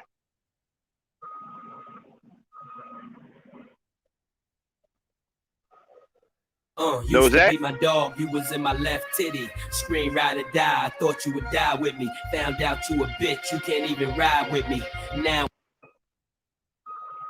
Why'd you stop it? it's a war, you ain't on the side with me. Used to be my dog, you Okay, was in my stop it. left titty. Okay, so used to be my dog, you was in my left titty. Scream ride or die, thought you would ride with me. Found out you a bitch, you can't even ride with me. Now it's a war, you ain't on the side with me. All of that is about men being with men. That ain't got nothing to do with a woman, except for the disrespectful part.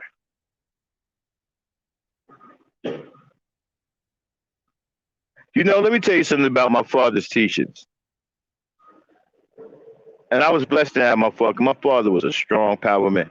My father never encouraged me to go out and be with other dudes. Never did that. None of my friends' fathers did the same thing. They never encouraged us to go out and be with guys. They always encouraged us to go out and find a girlfriend. My father said, go and get your girlfriend, man. My father never said go out and be with some dudes. Never said that. Never told none of his boys that. Now, when you listen to these lyrics, right? These lyrics are all about affection for one man to another. You notice the affection was intimate. You used to be my dog. You was in my left tee. That means that man was his heart. Okay, so when we talk about love as real men, who do we say is our heart? Always either our girl or our daughter, our mama. It's always a woman, right? Well, with these dudes, it's a man. You used to be my dog. You was in my left titty. That's where the heart's at, on the left side. So that dude was his heart.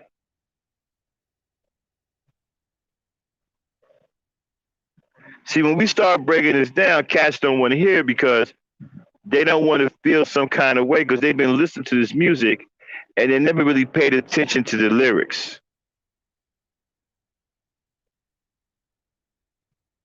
I'm gonna play it one more time. Dane, play that verse one more time.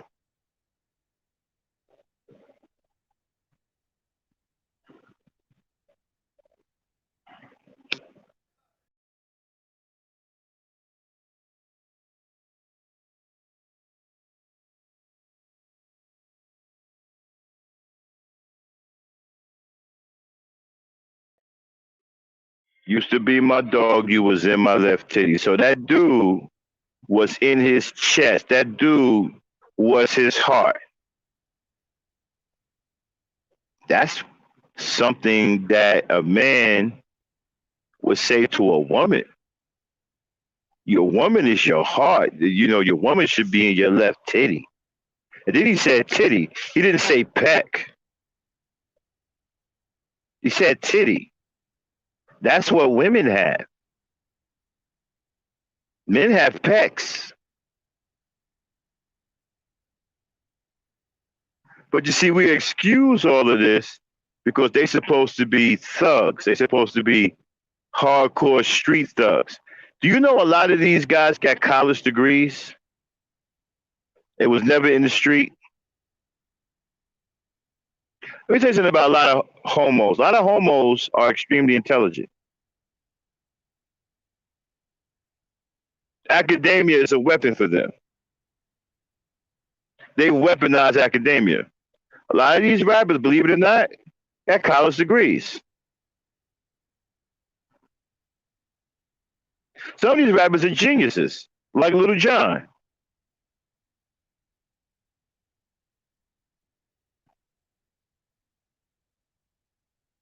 And so when you hear this man say to another man, you used to be my dog, you was in my left titty, that's intimately affectionate. That's the place where a woman is supposed to be. Your woman is supposed to be in your heart, not a man.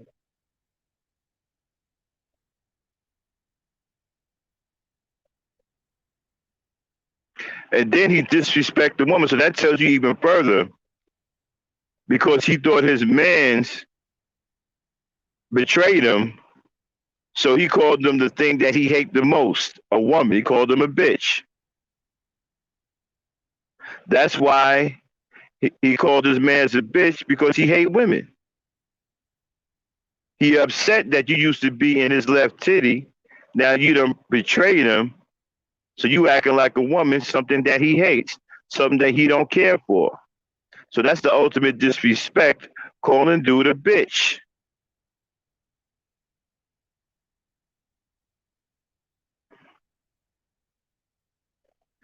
And again, when you hear this shit, you don't think nothing of it. These cats got big names. You think they street dogs. You think they hardcore niggas, that's out here gun shooting, tearing shit up. A lot of these niggas ain't Buster Great. It's like Fat Joe said in the song 100 Guns, 100 Clips. Niggas walking around talking about they spraying shit. Well, we did some investigation and they ain't sprayed shit.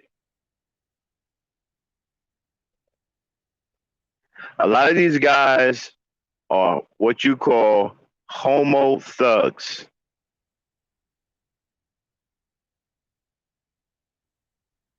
And a lot of these homo thugs make rap music.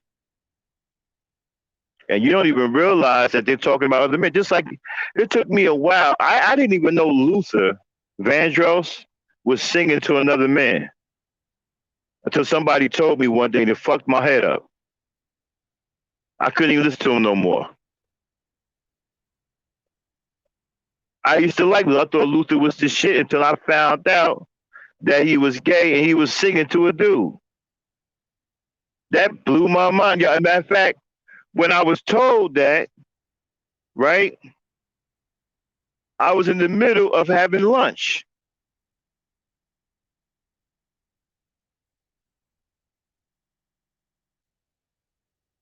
Things didn't go too well with the lunch, but that blew my mind. But then I thought about it, right? With the song we talked about, and your guitar, you played so free and so clear. Guitar, guitar, guitar. Yes, women play guitars too, but we normally associate a guitar with a man. But I never thought about it before. Because at first I didn't think Luther was gay. So the guitar thing went right by me.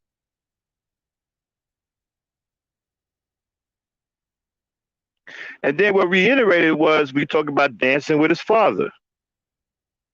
Did y'all hear that? Dance with my father? Now, some of y'all going to hate what I got to say, but that was some gay shit.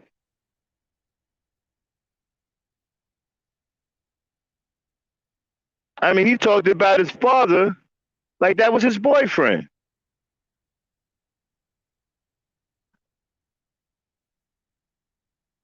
And I ain't never heard no man make a song about dancing with his father.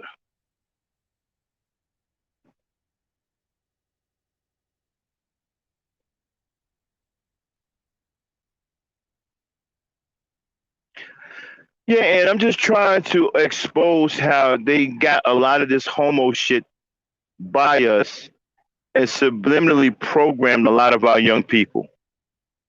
It even pulled the wool over some of us older dogs' eyes. Because I'm going to tell you right now, I didn't pay no mind to what Luther was saying. I thought the dude was cool. And a lot of this shit, rap songs, I never thought about the lyrics either until the shit was pointed out to me. And then I went back and started listening to a lot of the songs. I'm like, oh, well, how about that? These Negroes are singing and rapping about each other, showing each other all kinds of affection. I'm talking about intimate affection, something that you would have with a woman. And so it's all in the music. They've been doing this for decades. Subliminal programming, they've been doing this for decades. That's why I say the music now is absolute trash. Don't let your kids listen to it. Stay with the old school stuff. That's why I play a lot of old school stuff because back then music wasn't messed up the way it is now. You know, it was a positive connection between men and women, and they sung songs of love to each other. Now, all of the music now is all gay and raunchy and disgusting, and it's not fit for the ears of your children. It's not. I mean, did y'all see Cardi B and the girl, whatever her name is, come out with WAP? Seriously? What kind of music is that? That's music now? That was nothing but a soft porno movie. If you watch the video, that was soft porn.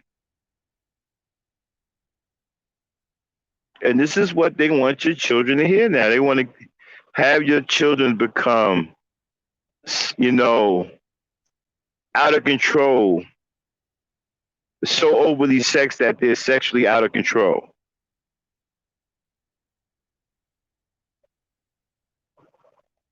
Yeah, true, they fucked me up too, man.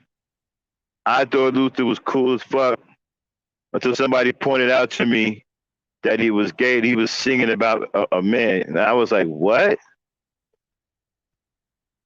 It blew my mind too, bro. But when I went back, started listening to some of the lyrics, I was like, wow. Wow. You know. So I stopped listening to him, man. My mind, I had to keep my mind clear. I stopped listening to him, bro. I stopped listening to a lot of rap songs too. I found out a lot of these rap songs, a lot of these dudes are homo thugs, man. A lot of the cats that you know, they homo thugs, man.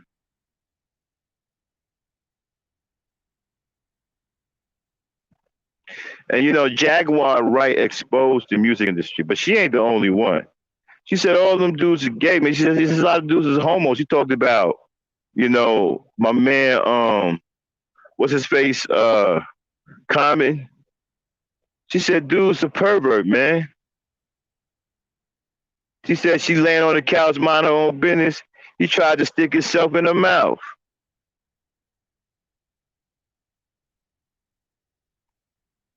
She talked about how they be running trains. She talked about how Puffy made Christopher Williams give him fellatio.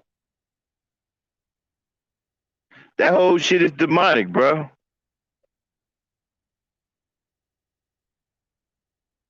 But I ain't gonna get off into that. That's another conversation for another day. You know, we done with the topic of the blow up dolls. Now we just freestyling it.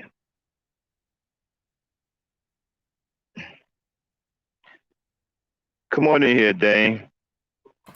Okay. Yeah. Yeah. If it wasn't for the fact that he was gay, a home is not a home would have been perfect to show that, hey, if there's no women, none of that would be important anymore because the home ain't a home. You know, a room is just a room. A car is just a car. You know, clothes is just clothes. You know, and all that wouldn't be important anymore if there was no women there. You know, a guy's just got to face the fact, right? That the woman, she is the life of life. Without her, life ain't even worth living, bro. It's not. It's just not. Because there just would be no purpose for nothing. Men don't live for men. Men live for women and their children. They don't live for other men.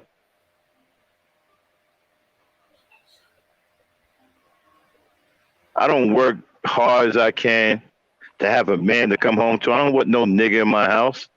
I want a woman in my house. I do this for my woman, for me and my woman.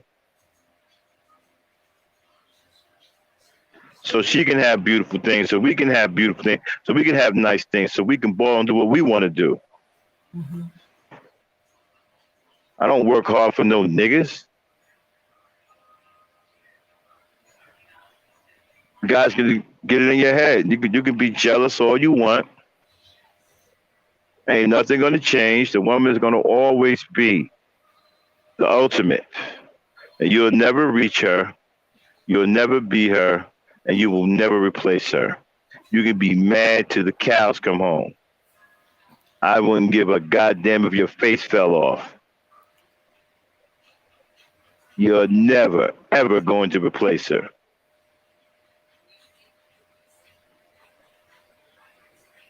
Somehow they think they're going to replace women.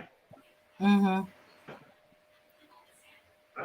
That might be fine for the gay dudes, but that ain't gonna work for no real men. Don't tell them nothing. They think we playing. They think we going to sit here and let them run amok on women. I keep thinking that. And watch how that work out for you.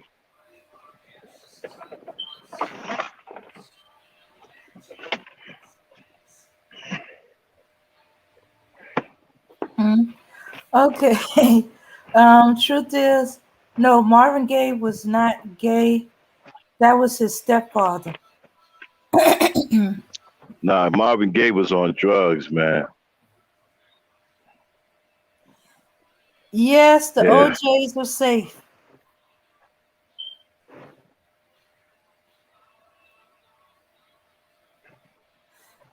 Yeah, man. The old school music is pretty good, man. The Mhm. old school music was about black love. Yeah, I mean, you could hear them guys singing their heart out to women. That was the real deal. It's the stuff that came after that suspect. It started getting suspect, as far as I'm concerned, somewhere in the late '80s, early '90s.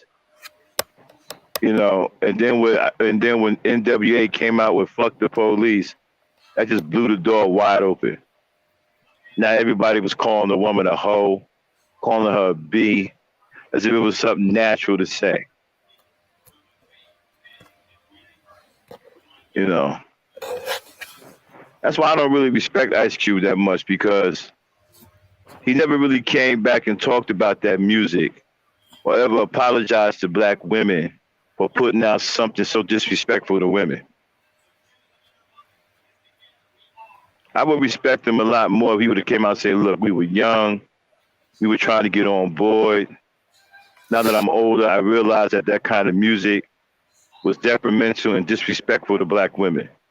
And it may have started a culture to where young boys think it's okay to call black women out their name and disrespect her. So if you would have came out and said something like that, I would have shot him mad respect.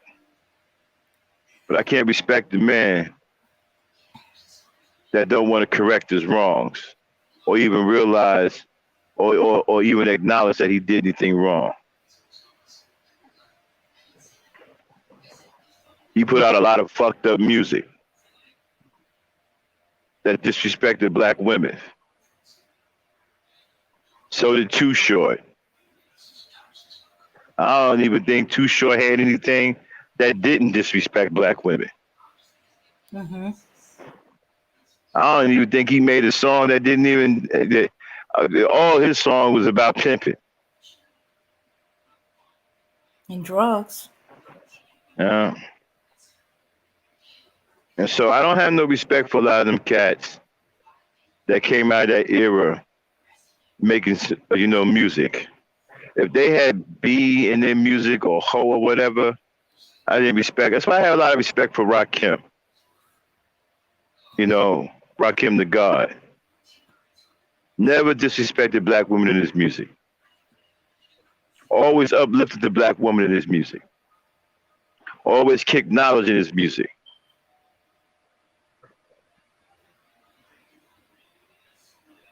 I don't respect them other dudes. Even James Todd, LL Cool J. even though he promoted, sex over black love, but you never heard him call a woman to be in his music either. No.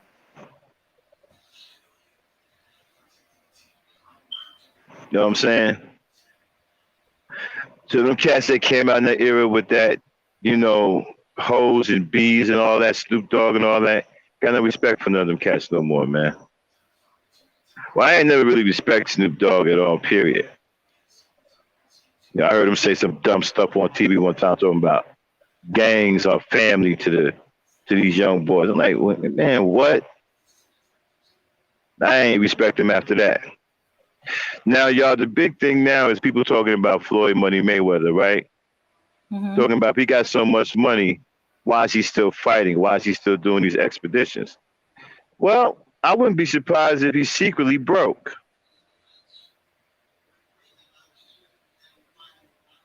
Because it's obvious that he's a very immature dude when it comes down to spending money. And he keeps that old stereotype alive, right? That shiny monkey shit, which almost did in Pac-Man Jones. Nigga running around here showing people he bought all these $100,000 cars and all that. It just goes to show you, man, that black men, a lot of black men are extremely immature in so many ways. Many of them don't know how to spend money. As soon as they get a piece of change, they want to go out and buy something shiny like a monkey. They get attracted to shiny things like monkeys are attracted to shiny things. And then what kills me is many of them don't even buy nothing of value. How you gonna spend $30,000 on something that ain't got no value? You understand what I'm saying? So, Mayweather, he may know how to make money. I don't know how much money the man got, but it is kind of suspect that he taking these big payoff expeditions, fighting guys like awkward fucking Frankensteins like Logan Paul, who he really knocked out and had to hold him up because they had a contract. He had to last, Logan Paul had to go the distance. And somewhere, I think in the third or fourth round, Floyd popped him too hard and knocked him out on his feet and had to hold him up. Shout out to bro Rob in the chat. And so, he's doing all these gimmicks. He beat up some Japanese dude who really shouldn't have been in the ring with him. I don't know what this guy's up to right now, man. I mean, I can't really. I mean, he's a grown ass man. He does what he wants to do with his money. But yeah, I'll agree. It does look bad. Like, looks like he a kid with money. And, I was watching him one time. He was talking about his cars. Talking about I change my cars every 6 months or some shit. And he had the dude who owned the car dealership, right? He had him on there with him, man. That nigga was smiling from the time the damn tape was rolling and didn't stop smiling at all. I don't blame him.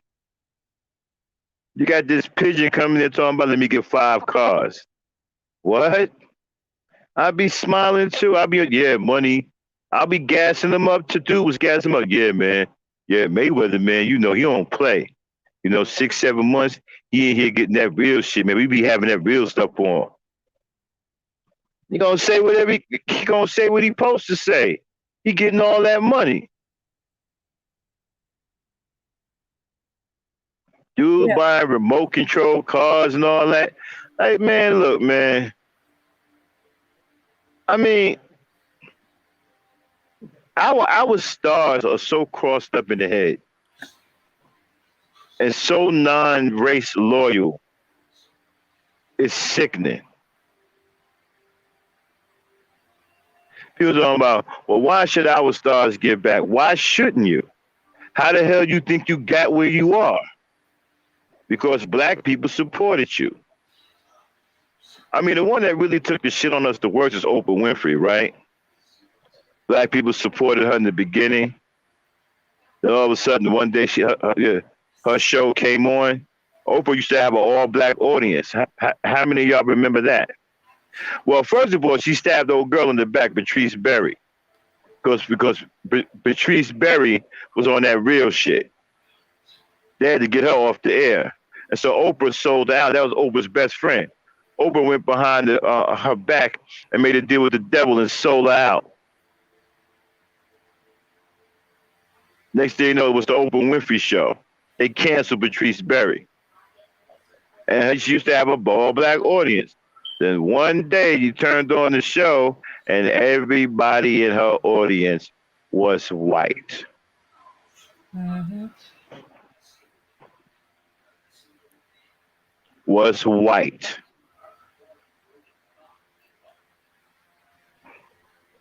And she ain't bothered with us since. And you know what? And she also helps with the subliminal programming. Remember, she had that incident overseas to where what? She's supposed to be buying some bag that cost 30 million or something like, or 62 million. A bag. First of all, what handbag cost $60 million? I mean, not $60 million. What was it? How much was that bag? $100,000? No, 60. No, the bag was 60 grand, I think. Was it, Dame? Something like that. Yeah, it was like $60,000. And she got disrespected by the woman who didn't know who she was. She didn't know she was a black woman. And disrespected her by telling her she couldn't afford it. Then she gonna go in there and buy two of them. This is supposed to be a college-educated woman. She's Oprah Winfrey. She buy two for her. Oh, I'm gonna show Whitey I'm gonna show Whitey where to go. I'm gonna tell Whitey off. I'm gonna show Whitey's eyes can't afford it. You know how stupid that is? The woman disrespected you, and your way of getting back at her is not only giving her 30 grand, but you only giving her 60 grand, but you bought two bags from her. So you gave her $120,000 for disrespecting you. Mm-hmm. How smart is that? You know how many women follow Oprah? And when I was watching that go down, right? People was talking about, yo, she showed her where to go. She showed that I bet you she won't do that no more. I bet you she will do that again because it's lucrative. I would do it. Hell, if I made 120 grand, I'm waiting for the next black person. I'm going to disrespect that one too. Why not do it again? You're getting paid.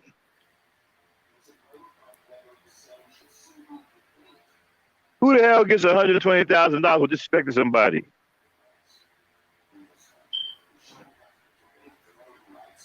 Shit, I got $120. I'm going to disrespect the next one. Mm-hmm. See how much money I'm going to get out of that? That woman ain't going to stop. She didn't change a damn thing. And what pisses me off is that she programmed a lot of women who follow her to think that way. Now, you got some other black women out there that's probably got money because Oprah did it, and they get discriminated against. They're going to go and give them even more money, which don't make any goddamn sense. When I get disrespected at establishments, I don't go back there.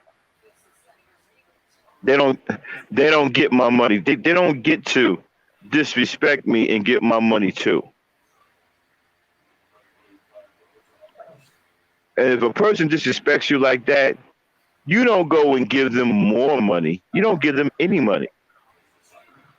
But I believe the bag was $62,000, and she bought two of them, thinking that she hurt that white woman's feelings.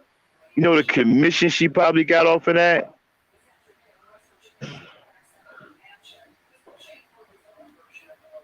And I bet you she told me, yup, you sure told me, girl. While she cashing that big fat commission check. Well, how much you get? How'd you get so much money? Oh, I disrespected Oprah, and she showed me where to go. Look at this check.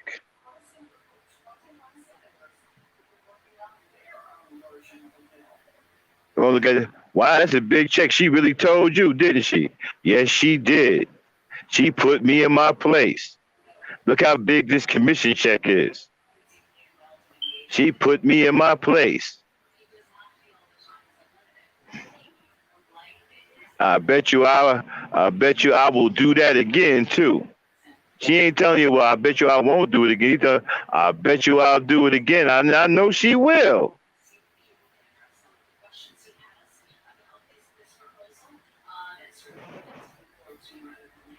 Come on now, you disrespect somebody and they come in there, instead of giving you 60 grand, they give you 120,000 grand.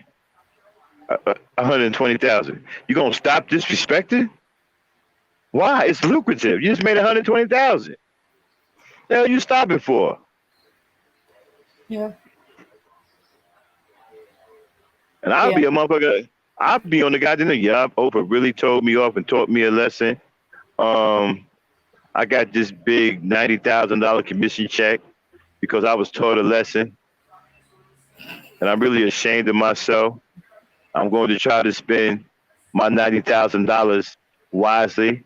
I'm going to give to charities and help out the little people. Fuck out of here.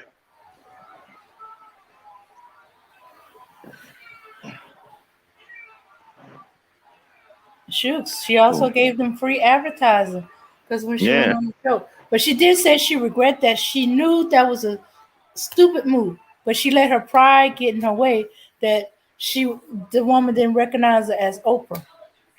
Well, the commission was automatic, bro. Once she paid up that 120 some grand, it was a wrap. Because the commission automatically came off the sale.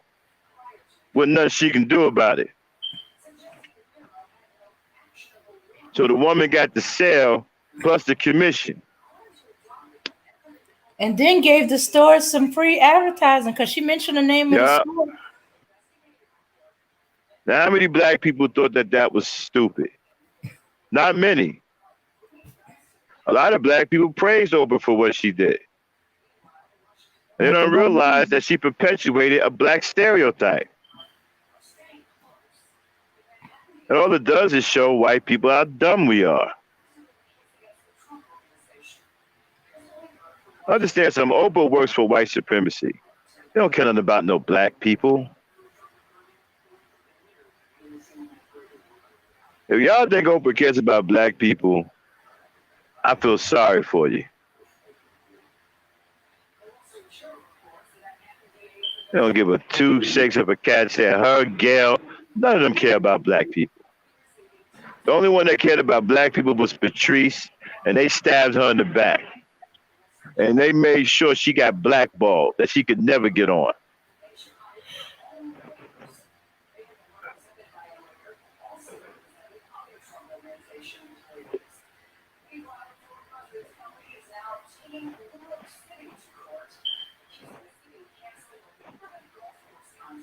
Okay, Dan, check the chat out. What's going on in the chat?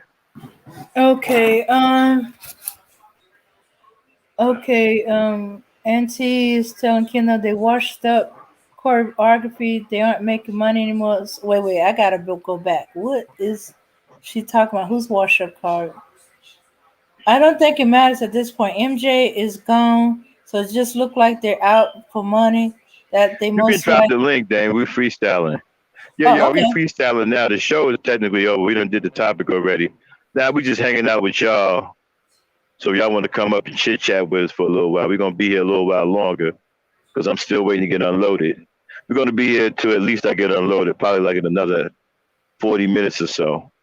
So come on up, man. Hang out with us. We just kicking about anything right now. Now, what happened about Michael Jackson? I'm trying to find. I think somebody mentioned that they didn't like her bringing those kids that lied on Michael Jackson on there. I don't think those kids lied, y'all.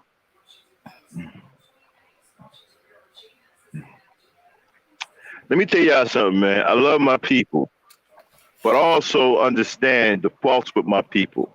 I've learned my people over a period of time because I love my people, so I study my people. Y'all, my people, and and some of y'all are going to agree with what I'm about to say. A lot of my people got a problem with the truth.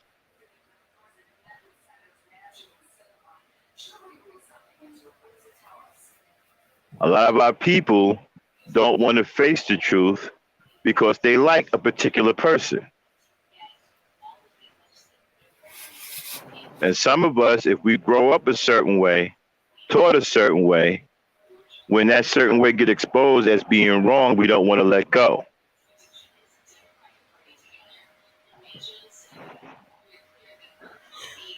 Let me explain something to you. A grown man does not sleep in the bed with little boys.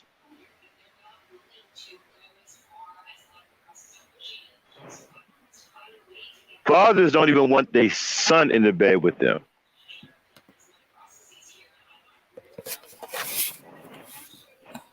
When a boy sleeps in the bed with the parents, it's because the mother is allowing it. The father don't want him in the bed. But he's scared because he's little, and the mother is saying to him, "Oh, let him stay with us tonight." And the father gets mad and turns his back and goes to sleep. He don't want the boy in the bed. He want the boy in his own room. A grown man, I'm gonna say this one more time. A grown ass man has no business sleeping in a bed with a bunch of little boys. I don't give a damn about what's going on. I don't care if it's a birthday party.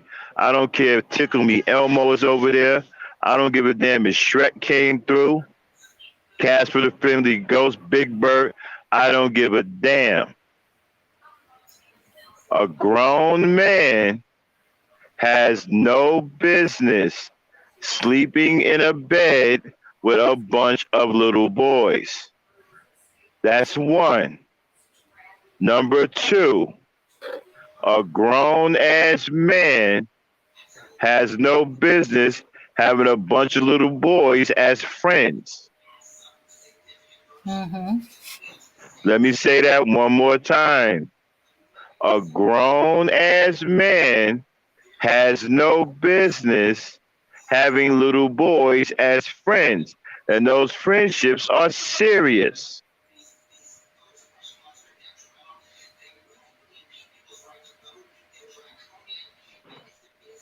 Okay? Now, I'm sorry, a lot of us don't want to face the truth because we loved these people growing up. We loved Michael Jackson. We loved a lot of people, R. Kelly. But I'm sorry. This is what it is. R. Kelly is a monster. MJ is a pedophile. Now, I understand nobody wants to hear it. I get it. A lot of us grew up with the Jackson 5. We thought little Michael was cool. I get all of that.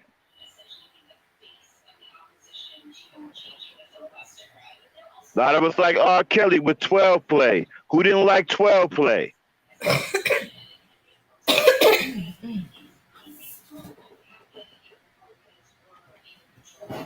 But the reality of it is this. R. Kelly is a monster, and he was groomed to be one. MJ is a pedophile.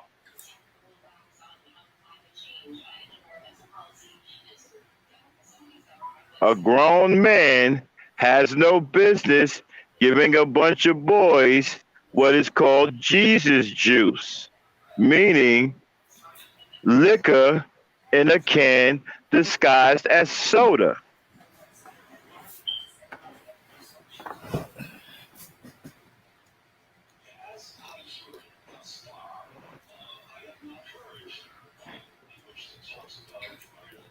Trust me, I understand. We don't want to. We don't want to think like that. Michael Jackson was a bad dude. We'll never take that away from him. But let's be realistic.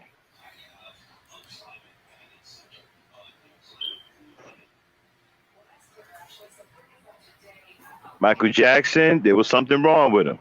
The brother needed some help, and I wish he could have got the help that he needed. Same thing with R. Kelly.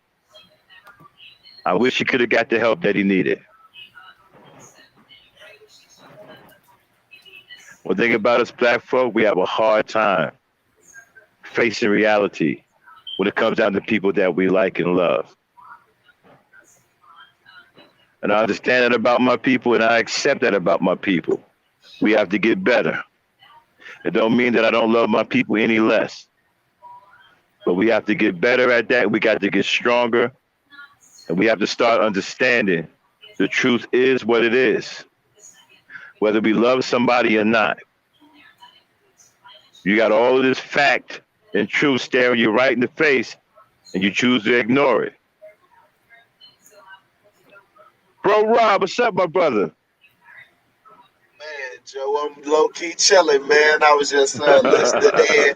You know, I Uh-huh. always be fucking with y'all, and I mean, my Mm, bad, messing with y'all, mm, listening, and you know, uh-huh. the school year over for me. I, Uh-huh. so I just got more time, so I'm just hanging out, man, and just listening to all this grown man talk you got for the people, man.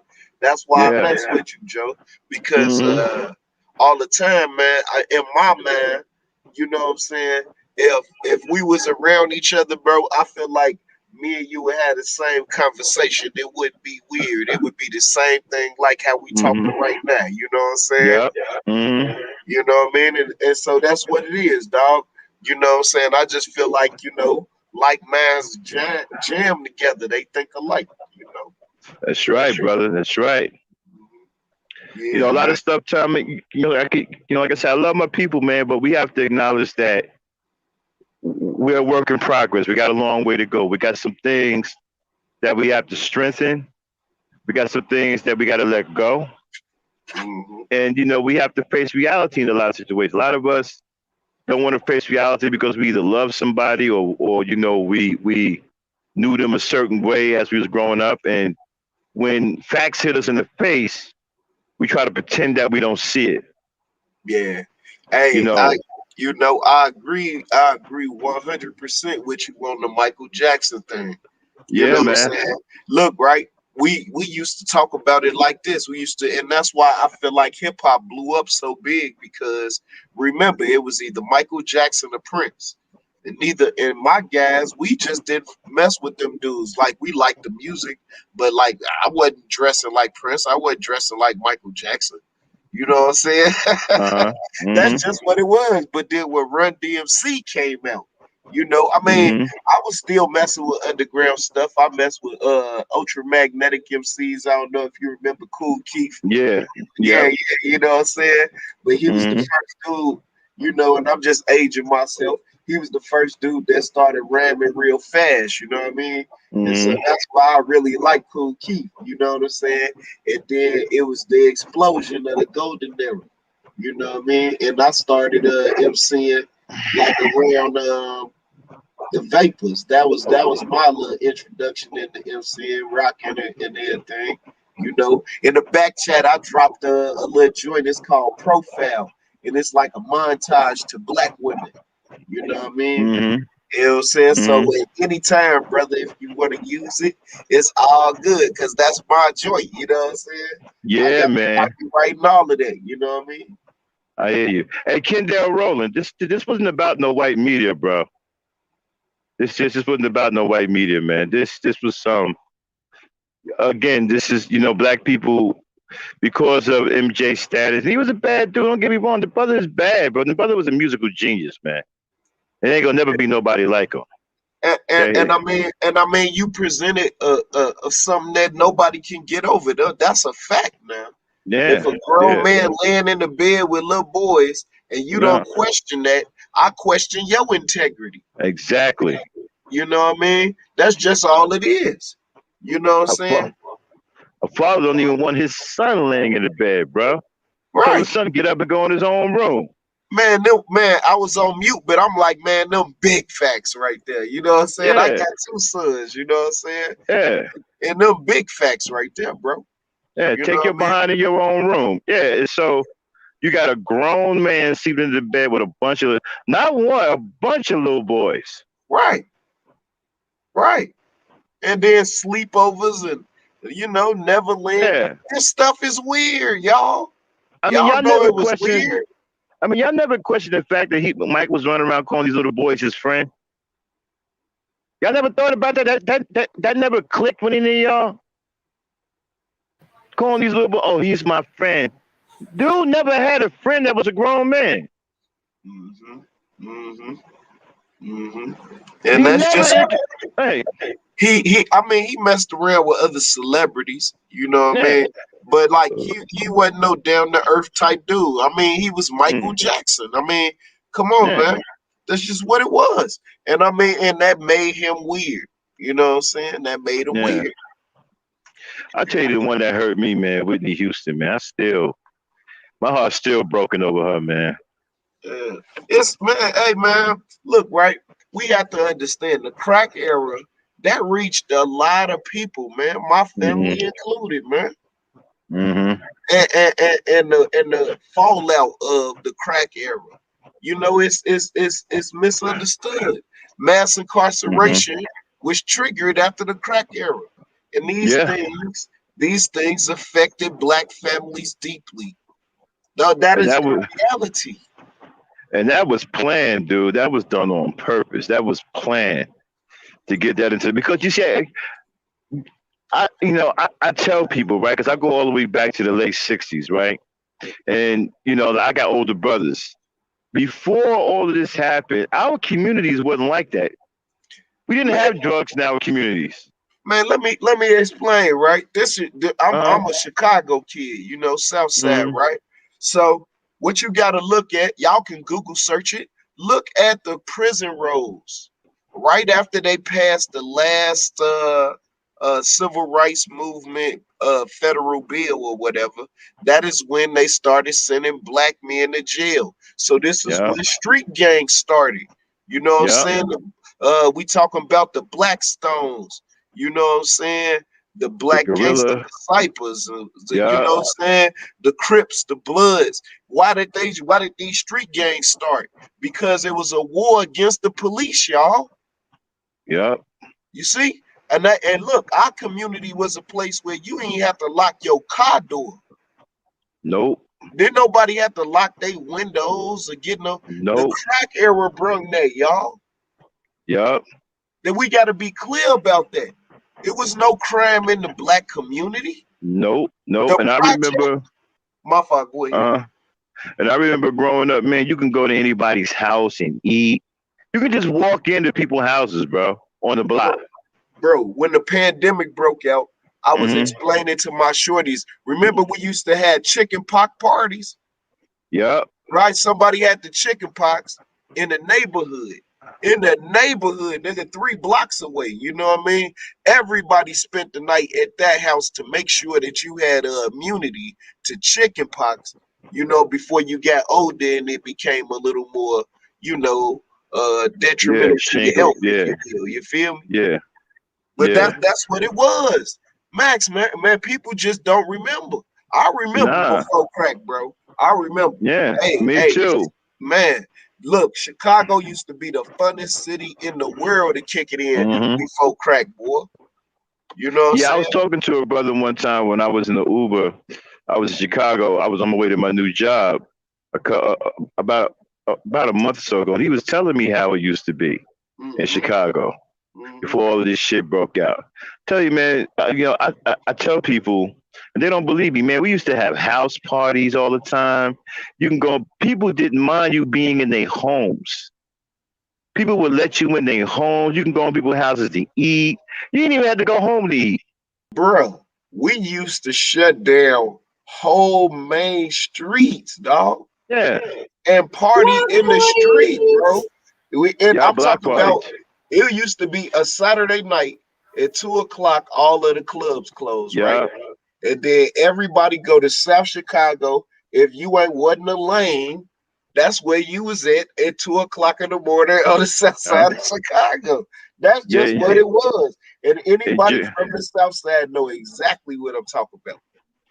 in Jersey, we call them block parties. Yeah, You know what I'm saying? Call them block parties. You can have block parties with nobody killing nobody. You could be you had the whole street blocked off. Oh You yeah. get one of the police barricades. You block off the street from the traffic. We got a DJ in the middle of the block. Everybody in the street dancing, bro. In the right, middle of the goddamn street, just right. having So, fun.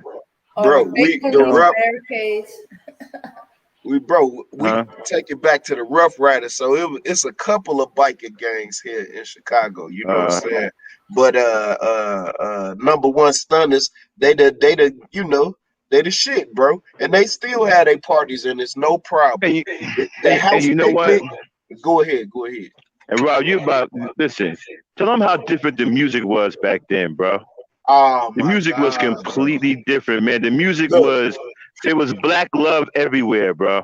if you was talking that gangster stuff, people didn't listen to you, man. Nope, nope. It was the native tongues. You know what I'm saying? People need to go and listen to Tribe Called Quest, bro. That's what they need, Hmm. Max. They need some swag therapy. You feel me? Yeah, They need to listen to Bobby Womack. You know what I mean? yeah, Sonny Guitar Watson. You feel me? yeah. That's what Man, they I don't need. even man, I don't even listen to this shit they got out here now. Man, I listen to old school music. Yes, I don't sir. even taint my mind with this shit. This shit is all demonic. It's Hey, about listen, raunchy sex. It don't have no love in it. No nothing. man. So, like, it's in the back chat, Joe. It's called profile, right? And Mm, all it is you checking out a shorty profile the first time you meet her. You know what yup. I'm saying? And it's Mm-hmm. and it's and it's the things that run through your mind as you talking to her and meeting her and all of that kind of stuff. It's a story, bro. And it Yup. and it's and the video. It ain't a, it. I didn't shoot a whole video. It's just a bunch of pictures of beautiful black women. I ain't showing Yup. it on purpose. I didn't show Mm-hmm. any. Well, I did show a few. Because our sisters are voluptuous. The Yup. sisters are winning. You know what I'm saying? But on purpose, I just showed faces. I tried not to show their bodies because I didn't want it to be about that. I wanted to Mm-hmm. just be about their faces. The first thing that attract you to our sisters. You know what I'm saying? Yo, we had They beautiful skin. You know what I mean? I know we had a Becky on here on Ladies Night telling how white women are jealous of black women because they think the black woman is so beautiful and has so many beautiful features. They hate black women because they could never be like them. This is what Becky was saying. Yeah. She was spilling the beans why white women hate black women because they think black women are the most beautiful, got the most beautiful shapes, the most beautiful features, and they can't be like them. And here you got punk ass niggas on around here talking about the black woman is the least desired. But the woman that they desire is chasing the black woman. Man, hey, listen here, bro. All you gotta do, and this is my word, go to the lakefront at Uh-huh. 5:30 in the morning and just sit down. That's all you gotta do. What are they doing? They out there training to try to look like our sisters. Our Yup. sisters in the bed sleep, mad because they gotta go get on the bus stop. Well, we gonna be swerving, talk about shorty, check it out. You know what I'm saying? Yeah. Where the white women out there at 5:30 in the morning trying to get the voluptuosity of our sister. Yup. You know what I'm saying? And then yo, and then she said, right? She said out of her own mouth, she said she ain't gonna lie. If she had the coin, she would get the surgery to look like a black woman. Man. Hey, I want to acknowledge what Emmanuel just brought up. He asked me, am I familiar with Ciroc? This lady is so ultra beautiful, number one. Right? Then number two, Max, she got bars, boy. You hear me? Bars. You know what I'm saying? Now Motherfucking who is bars. she? You know what I'm saying? Who She is she? is Who is cold. she? Man, Who is she, Rashi? she from Atlanta, man, and she an MC that don't get a whole lot of fanfare. Her and Samba. You know what I'm Okay, saying? I gotta check her out. Yeah, man, both of them Yeah, sisters is raw, bro. I yeah, because love I both don't of listen them. to yeah, because I don't listen to rap music no more. It's all garbage. I gotta check her out. Hmm. You know what I'm saying? I don't listen to rap music no more. This shit is Max, you gotta check me garbage. out, man. Uh-huh. Listen, man. Hey, I just never blew up, man. I'm a family man, Uh-huh. and so I didn't get on the road and pursue my music career like how I Oh, could you have. got some music, bro? Nigga, that's what's in the background. That's what's in the back chat, the private chat. You know what I'm saying? It's the Hold on, let me video. see. That's Let what me I was see. Let me just see. talking about. Okay, hold on, let me see. Yeah, yeah. It's called Profile. If you ever go to my channel, I put up a couple of my joints. You know what I mean? Hold on, I'm And that's trying one to of them that I'm ultra proud of right there. you got the link to the music right now? Yeah. I'll put it in the chat. I put it in the chat a couple Hey of times. Dane. Like, nigga, check me out. Check me out. I'm about to put it Hey in one Dane. more time. Hey Dane, Yeah. see if you can hook that up. See if you can hook that up. Let's play it. He got the link in the black chat. He got the link in the private chat too. See if you Okay. can copy it to the back chat and play it. I want to Okay. hear it. Okay. All right. Yeah. That'll be ultra dope, man. And it ain't nothing but like maybe about about 4 minutes long. But I think everybody will like it. You know what I'm saying? I got ultra confidence in my abilities. You know what I mean? Yeah. Man, you should have seen this girl. For real. She was so fine. How fine? Dude, she's so fine. You look at her, G, and you start smiling, Joe. You know what I'm talking about? Yeah, Shorty for sure. was G. I'm talking Pretty about, man, eyes. dude. She was Legs? that deal, Joe. That deal. Man, Joe, it's wild. How short style stand out from a profile. Make me wanna find out when the next time we can go and hang out. Might be the one. Make me wanna settle down. Man, Joe, it's wild. How short style stand out from a profile. Make me wanna find out when the next time we can go and hang out. Might be the one.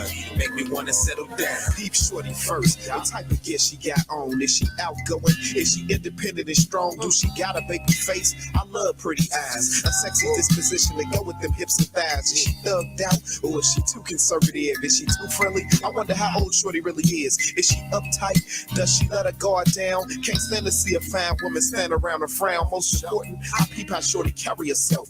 Is she unique or like everybody else? Do she got kids? More than two is like, man, I know things happen. All I can do is understand. Is she looking for a friend or looking for a man? Looking for a free drink or a one night stand? Might as well go over here, see if we really vibe, see where things go, see what's really on her mind. Man, Joe, it's wild. How short style stand out from a profile. Make me wanna find out when the next time we can go and hang out. Might be the one. Make me wanna settle down. Man, Joe, it's wild. How short style stand out from a profile. Make me wanna find out when the next time we can go and hang out. Might be the one. Make me wanna settle down. I peep shorty style. How she dress, how she walk, her whole profile. Do she finesse, how she talk, do she express herself well? Will she communicate, keeping secrets? The number one reason for heated debates. Do she listen well, or is she always yapping? Do she coordinate? When she rock a little fashion, is her mind right? Can she hold a liquor? Is she independent? Or is she a gold digger? What's her attitude like? Is she always negative? That kind of attitude slow a brother up like a sedative. Is she intelligent? Or is she kind of lame? I can't respect no woman if she easily falls for game. Do she got flavor? Is she a shaker and a mover? Can she make me laugh? Do she got a sense of humor? To be the most important, might seem odd. She gotta have faith. She gotta believe in God. Man, Joe, it's wild. How short style stand out from a profile. Make me wanna find out when the next time we can go and hang out. Might be the one. Make me wanna settle down. Man, Joe, it's wild. How short style stand out from a profile. Make me wanna find out when the next time we can go and hang out. Might be the one. Make me wanna settle down. Engage me in conversation that intrigue. Re-energize it when I feel fatigue. Make my spirits rise when I feel low. Bump your fist and quote my verses at the show. I really wonder what kind of woman you are. Are you the type to front on me cause I don't have a car. After 5 days, no line and no shave. Would you cook for me and make sure that I get? Perhaps we can have a drink and exchange histories. And maybe after that you won't be such a mystery. Cause man, Joe is wow. How shorty style stand out from a profile. Make me wanna find out when the next time we could go and hang out. Might be the one to make me wanna settle down. Yo, I'm feeling good about the way that we vibe. It's magnetic and everything is copacetic. Might be the woman that I need in my life forevermore. Might have to make you my wife. For real, baby. You know, I don't be coming to these kind of spots that often. Man, I ain't seen something like you in a minute. Look, Oh, what you finna man. do? Look, let's go grab some breakfast. For real. We could just talk, you know, about the next time I'm gonna see you, you know, what you gonna be doing from now to then. A few spots we gonna hang out at. You know, some fly spots I know. You know, they know we welcome niggas like that. My brother, you got oh man. My brother, you got skills like that.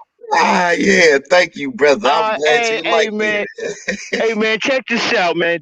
Hey man, can I use that for my next gangster talk? Oh man, hey, I got some shit, Max. You hear me? That's just a little sample. Listen, Yeah, check this out, man. I want to do some business, all right? uh-huh. I need two things, man. Right? If you can handle it, let me know how much you want. Right? I need a theme for ladies' night, and I need one for gangster talk. Oh man, it's nothing, bruh. You just let me Uh, know. You know what I'm saying? You just let me yeah, know. yeah, I just need to hear the yeah, music, man, and then I got a little story to tell. It's nothing. You know what I'm yeah, saying? All they yeah, gotta do is yeah, turn the mic on. You know what I'm saying? yeah, yeah. Definitely, man. I want something for ladies' night. I want a new theme for ladies' night, and I definitely want something hard for my gangster talk. Oh yeah, man. I got you, brother. I got What's you. up? All Yeah, right, yeah. let's I'm do some glad you like business, it, man. man. I Yeah, like man. You got mad scheming, man. What's up with these Chicago brothers, man? Y'all got mad skills. Yeah, thank you, bro. I at the end of the day, right? Like I said, I could have pursued it. You know what I mean? Yeah, man. But Well, yeah, you can sell. You can sell that. yeah, man, that's super old. You know what I'm saying? But you know, Damn, that's old. yeah, that's super old, bro. Oh man, I Oh got some. man, that can rivals us out here today. Yeah, exactly. That's the idea. Damn. When you make good music, it's gonna be timeless. You know what I'm saying? Oh man. Yeah. So I mean, and that was my goal. It was always to make good music, man. Man, what you think, Em? What you think, E? My shit was decent. That was straight. Yeah, yo, that was hot, man. Yo, Rob, we definitely gotta. Yo, I gotta get something, man. Yeah, I got a Gotta couple get of other something, little bro. joints. Yeah, I got a couple of other little joints on there. It's this joint called Dude, you welcome to come over here anytime you want. Drop your music. Oh yeah, You it's gotta love, open. bro. You gotta open panel, bro. Anytime you want to drop your music, just I jump up on love, the panel. love, bro. You might Just bring jump me up out on of the panel. retirement, man. Yeah, man, you got skills, brother. You can go out here now and Yeah, get paid. man, I appreciate that. I think that the listening audience, like they got an appetite for that drama music, that drill music now, and like real music. It'll make a comeback. It just the audience got to have an appetite for it. You feel me? Yeah, I like these lyrics, man. I like how you talked about the profile, how you talked Mm, about the black woman and her personality, all of that, man. It was love. You know what I'm yeah, saying? It was love, man. Like that's the kind of music that we have to bring back. yeah. Yeah, I always tried to. That was the name of our group. It was called Live Vibe. So we was trying to create that vibe that Yeah, look, you know. Chris, you got fans in the chat already, bro. They're Yeah, already bigging you up. that's love, bro. I Yeah, appreciate man. that, Yeah, man. y'all. I'm reading the chat. What else you Yeah, got? You got something else you can drop on us? man. Let me see what else I got for you, You done family. got me in the mood now. I want to hear what else you got. Okay, let's see what else I got. Oh, I think y'all will like this. Let me see. And so, Yeah, yeah, Kendall yeah. Rowland. Yeah, man. You got fans in the chat already, bro. Drop it in the private chat, and then you can do in the regular Yeah, chat. Easy man. for me to copy from the private chat. Okay, I put in a private chat first. And so this is called Holla at Your Boy sometime. Yeah, yeah, right. And said, just don't sell your soul to the devil, bro. Oh, that is why I'm in education right now. You know what I'm saying? Mm-hmm. Because Mm-hmm. I refused. Man, yeah, I had some opportunities. I turned them down because it wasn't what I was looking for, and I knew that my vibe is what I needed to bring. You know what I'm saying? Uh-huh. Yeah. I wasn't worried about what people was telling me to bring. And so, you from Chicago, talk man, I ain't talking that. Yeah, Man, that was hot, I bro. know me, you know what I'm saying? And so Mm-hmm. I just did me. And if they couldn't sign me at where I was at, nope, I'm good. You know what I'm saying? So that's exactly Yeah. why I left the industry alone. You know what I mean? I mean, Mm-hmm. it's a bunch of my guys that just wasn't on that freaky shit with them people, man. If y'all know who MC Juice is, Terry, that's a friend of mine. You know what I'm saying? Uh-huh. Juice is Hey man, so the let me ask you a illest question, man. MC ever. You know what I'm saying? What's For real. Let me Mhm. ask you a question, man. What's going on with them Chicago rappers offing each other though? You know what I'm Um, saying? What's really going on over there? What happened? man, I try to explain to people all of the time here in Chicago, right? You know how like people had this YouTube beef and all of that. Imagine, Uh-huh. imagine you know what high school dude went to, so you kind of know what neighborhood he live in. You know Uh-huh. what I mean? It's no hiding, bro. Basically, if you got beef with Mm-hmm. somebody and everybody got a gun, you know, Yeah, man. eventually, man, you gonna get got up with. And that's why I be explaining to people. That's why I keep it real cordial with most people, because see, I work with the group I work with. You know what I'm saying? Group of young men I work with. And they get on the road and come see you. You know what I'm saying? Mm-hmm. That's why I be like, nah, bro, we ain't arguing. We good. You know what I'm saying? Because they don't even understand, bro. Man, these guys is a little sick. You know, it's what it is. Wow. Yeah, man. It's sad, but I mean, it's true. You know. Damn, you got it queued up? Got it queued up. All Okay, right, drop all it. right. Let me mute up.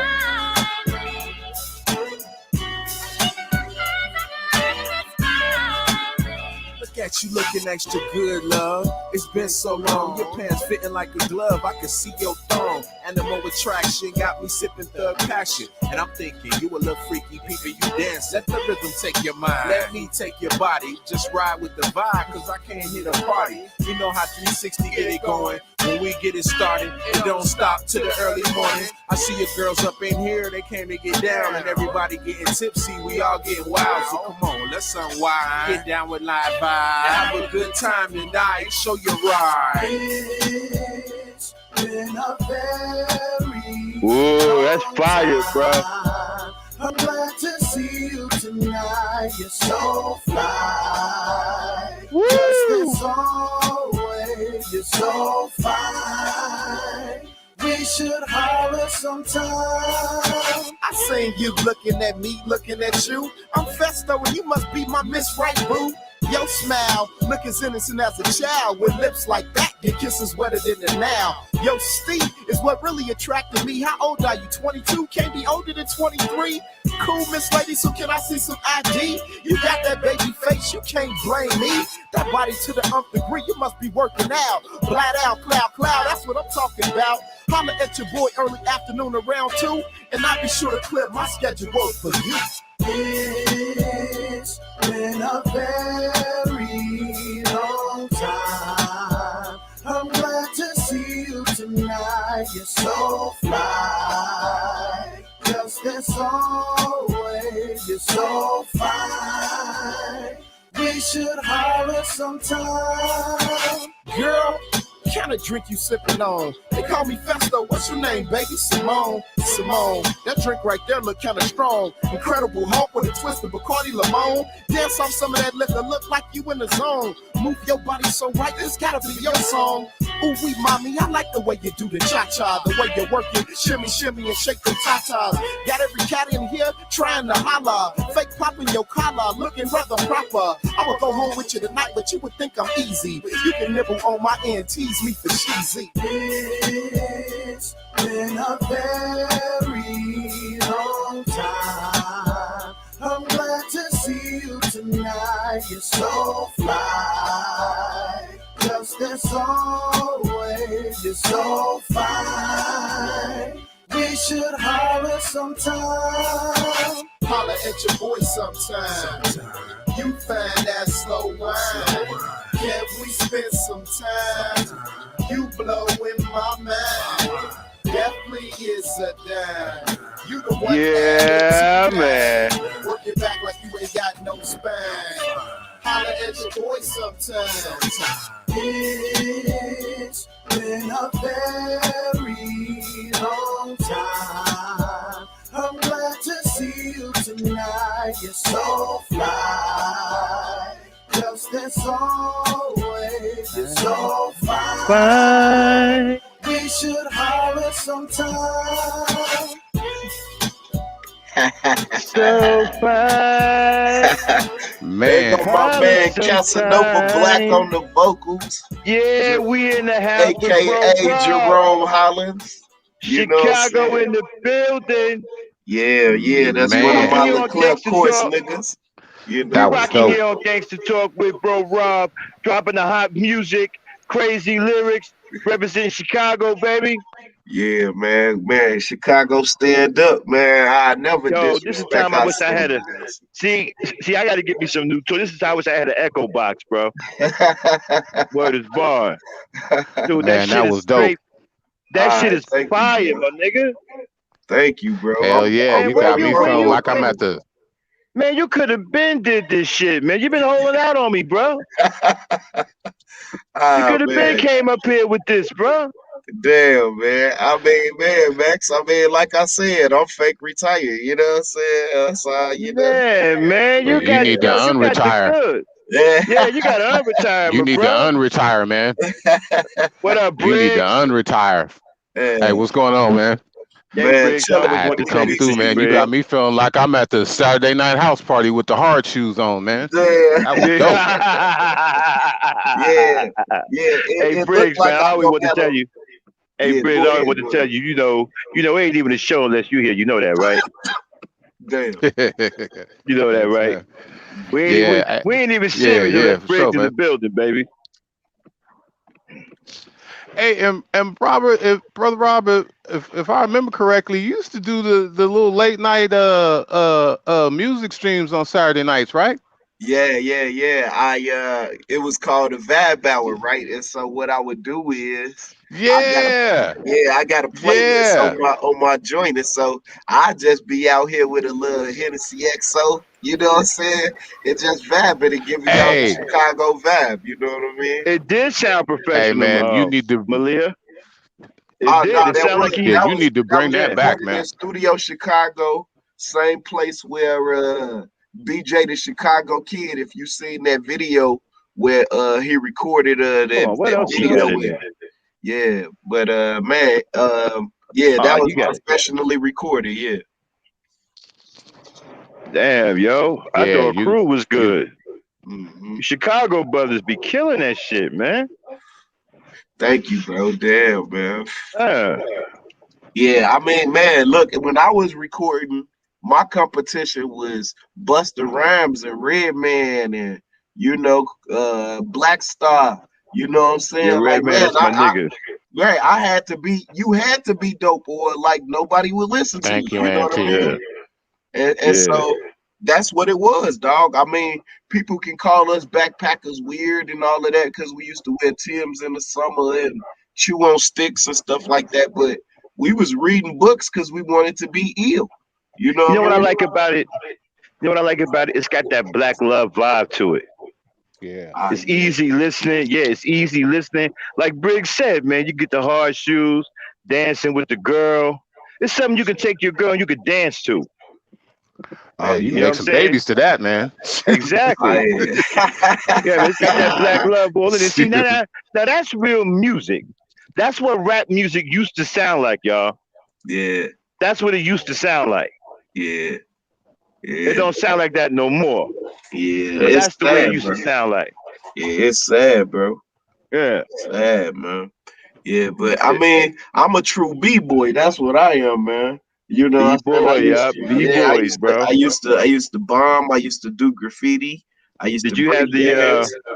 did you have the British Walkers or the Playboys? Man, the British Walkers. The You know British what I'm Walkers? saying? Yeah, Yeah. British Walkers, and then you The know what I'm saying? Kango. Yeah, I was a three stripe guy, man. I love Adidas, you know what I'm saying? Uh-huh. Adidas, you know what Yeah, I'm saying? I had the Kango, I had the Playboys. I had some British Walkers too, but I was a Playboy dude. I like the Playboys and shit. Hmm. Hmm. You know.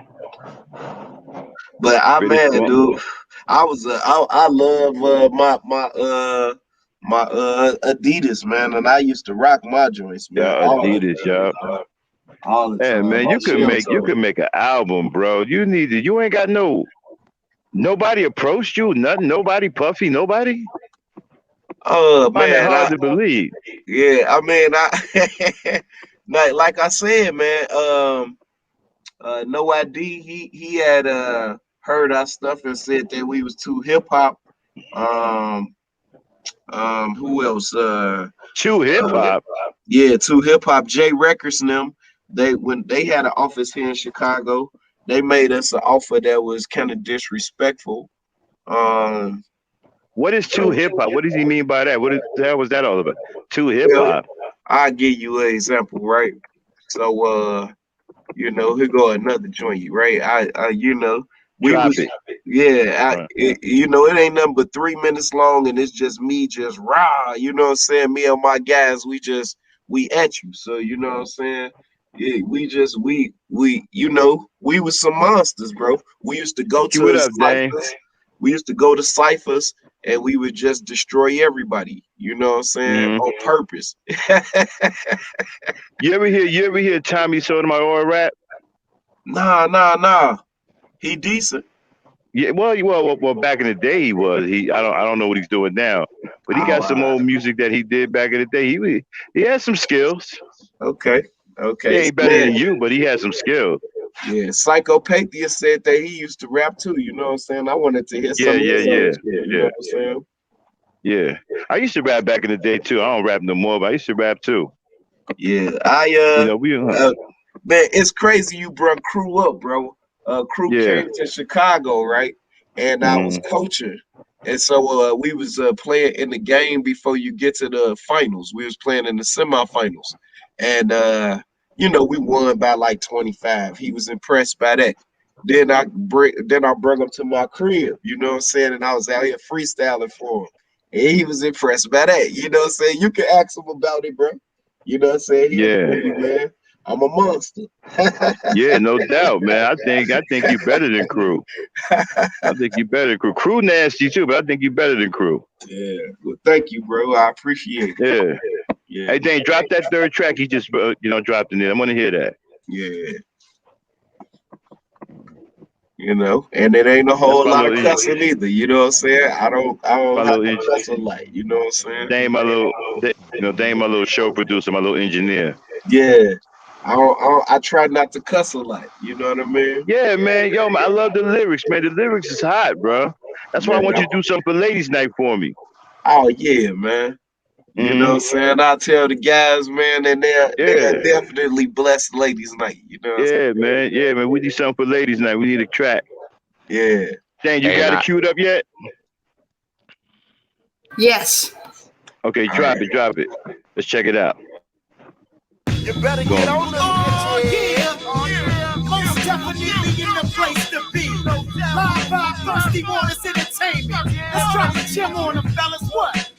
On and they don't quit. Live by rocking on to the funky shit. Come on and they don't quit. Sunrise rocking on to I say Elgin in the house. Elgin in the house. I say Lowen in the house. Yeah, the Lowen in the house. I say Chicago in the house. Yeah, Chicago in the house. Something in the house. Something in the house. The Scientology of Scheissberg is daddy is ill. If you fool enough to think you wanna battle me still, reconsider. Blast you with a one-hitter quitter.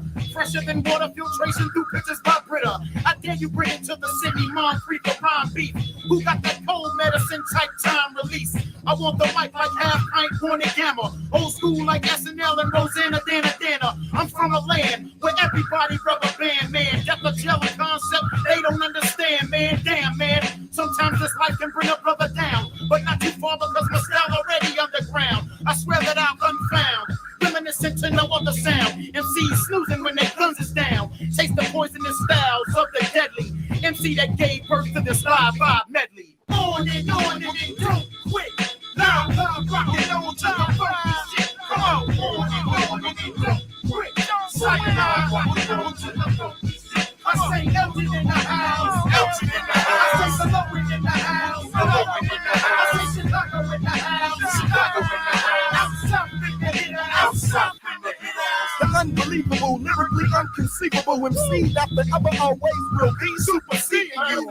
Ahead of the curve, burn these nerves with words that I so butter end up after being churned. Wordsmith, blessed with the gift of gab, unstoppable with hit top P and B collab. In 8 bars, I will have you singing stars. My style hotter than the atmosphere on Mars. Music bang like folks and moles, cause we put the go where it's supposed to go. Watch take over the go and get Oprah dough. Nothing to lose, so we going for broke. You supposed to know, and if not, then listen up. Finna stack dollars till my mom's is swimming in bucks. I dream big, you can say I vision deluxe. Struggling so long, regular living just isn't enough. Come on and don't quit.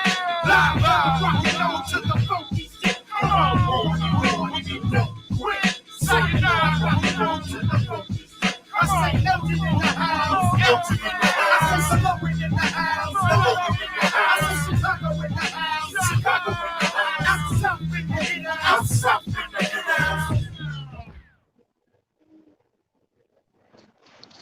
Man, that's some cold shit, man. That was dope. Yeah, man, you cats is cold, bro. That's some cold shit, Rob. All right, well, man, I'm humble, brother. I appreciate, man, all of the love, man. On the real, like I say, them is some super old joints, and you know, I can't believe they old, bro. yeah, man, that's like, you know, Damn. like when did we record that? Like 06, 07? Damn. Yeah. Sound kind of like Pharoah Munch. Man, that shit Oh, can rock man. right now. Yeah, damn. Pharaoh is really one of my I idolize Pharaoh. I think Wait a minute. When you talk, I hope you ain't talking about what's his face, Young Pharaoh, because he can't rap worth shit. Nah. Pharaoh Munch. Pharaoh Munch. Oh, Pharaoh Munch. Oh, yeah. I mean, his bars, like the way he put them together is it's unmatched. You can't see how many times that man ran. I think I heard of him. I heard of him. Pharaoh. Yeah, Pharaoh. I think I heard of him before. Yeah, he used to be in a group. I forgot the name of him, but he went I think some cats talking about he was real nasty. Yeah, off the top of the head, that man is man, bro. He a monster, bro. Yeah, I heard about him, man. Cass was talking about him a while back. Yeah, look up that song, Shut the Fuck Up, I think it's called. Yeah. You say, girls, rub on your tat ass. Yeah. Yeah, dude. Pharaoh is he a mon. That was just commercial success. Everybody know about Rush, Kill, Destroy, Stress. Yeah, like that. That's what kind of put him on. You know what I mean? Yeah. That was my shit back in the day, boy. Yeah, man. Yeah, my man fucked up, man. Yeah, man. Dude got ahead of his dude started smelling himself too much. Didn't realize what he was smelling was shit, man. Tried to rap. That shit is garbage, man. Young Pharaoh. I mean, shit is terrible, man. Yeah, I've never heard of him, but I would imagine it's probably trash. Oh, man, that nigga sound like a fucking chipmunk with a goddamn sinus issue. He looked like that too. He Yeah, fucked up, man. Like, nigga, who told you could rap, nigga? Like, yeah. It's a lot of Buffalo. dudes. It's a lot of dudes that used to rap and then tried to start YouTube channels because they was still trying to get in the game and they figured, man, I can use YouTube to get my music out there. But they Well, was you know, whack as hell. if you look at Willie D, right? Willie D with the Ghetto Boys. Uh-huh. Um, yeah, he got a YouTube channel. He does something every now and then, but he still got that old '80s vibe and stuff, man. Like he never really transitioned to a Yeah. different style. He's still off that '80s shit. Yeah. Willie D, man, was just lucky to be in a group with Face, man. I mean, Hmm. that's just the truth, dog. He can't rap, dog. Hmm. No. Everybody know it. You know what I mean? He can't rap, G. You know what I'm saying? That's just them the facts, man. That's Gangster true. talk, man. Yeah, but your I face. tell him to his face though. Yeah. I do a couple of push-ups first, but shit, I tell him to his face. Yo, man, that nigga made a song called "A Coon." Did y'all hear that? You a coon? Yeah, that Yeah. When he was make funny. her a coon. I like that one though. Oh shit, man. Yeah, Yeah, I man, I mean didn't know. I he didn't had know. content, but he couldn't rap. That was Yeah. his At flaw. first, I didn't know Face was a part of that group. The Ghetto Boys. Yeah, I didn't know Face was a part of them at first, though, man. I didn't know that. Yeah. Yeah. If it wasn't Yeah, I for found it. I take that back because Lil Buddy, what was his name? Bushwick Bill. Yeah, Bushwick Bill. At that time, it was like ghetto gothic, and it was kind of fake new. You know what I mean? And so Hmm. it was Face was able to tell really colorful stories. Yeah. Because if you remember, it was DOC, it was them. You know Yup, what I mean? DOC. And yeah, and I mean, I remember that summer. Everywhere you went, you know what I'm saying? The ghetto Hey, why boy. you think? Why you think Cool G rap didn't last that long? Some of it was politics, and then some of it was him, bro. You know what I'm saying? Hmm. Like, man, because if you keep dropping albums, eventually you go get out of your contract. You know what I'm Hmm. saying? That man was living big and large off of 456. It did good. Hmm. You know what I'm saying? But then, Hmm. you gotta have a follow-up, bro. No follow-up, and that's what happened. Yeah, G rap. Mm. Coogee rap, man. Hey, man. If it's no Coogee rap, it's no Nas. You know? Yeah, yeah. People gotta understand that. It's just that KRS-One was he was a black hole. When Queensbridge came, when he said the bridge is over, it was over. Hmm. Didn't Yeah. nobody know that LL was from Queensbridge? He used to say it a little bit, but man, when the bridge was over, what came out, it was over for real. Yeah. You know, You know what? He just did something not too long ago. KRS One. KRS-One new album, boy, people Yeah, sleeping. That shit cold. I didn't hear it yet, but I did hear him drop some. He dropped something new. I forgot what it's called. I was listening to it Black, black, about a black, month black, ago. black. That's the name of the song, Joe. That shit cold. Yeah. He dropped some cold shit. Yeah, That that nigga shit still cold. cold as fuck, man. Oh Hell yeah, he yeah, bro. never fell off. So I was Hell listening yeah, to bro. Duck Down the other day. Yeah. I thought they did the God a favor. So a solid man. They just did something with Rakim. Who I think it did? was Tiny no, it Desk. was He did the Tiny Desk too. yeah, it was I think it was DMX. It was a bunch of people in there, and they did they had Rakim in there, and he just did some of his old lyrics. He didn't do nothing new. Um, can't remember what it was, but he had a couple of people in there. I Man, think Rock I think Message Rakim Man was in there. Rakim made you feel like you didn't know how to rap, bro. Like Yeah, listening that to was it, man, God. it made me feel like, damn, B, I'd never be Yeah. that good. You know what I'm saying? Yeah. But you know what though, Straight man? up. He called, but you know I didn't like what he did though. Even though I respect the brother a great deal, I ain't like what he said about Eminem. He called Eminem a rap god, bro. Mm, I wasn't feeling that, man. yeah, I mean, I understood the point he was trying to make. M Mm-hmm. does he does it in a real mathematical way though. You know what I'm saying? He like Buster but slowed down. And that's why it sounds so like, you know, mechanical. You know what I'm saying? He Busta Rhymes slowed down. That I mean, bro, that just it sounds like a machine gun, you know, and so that's what Rakim was really, you know, maybe he just didn't use the right language because I can't hold him accountable for calling him a god in that Yeah, he sense. called that You know what I'm motherfucker saying? a rap god, man. Damn, Didn't man. feel on that But at all.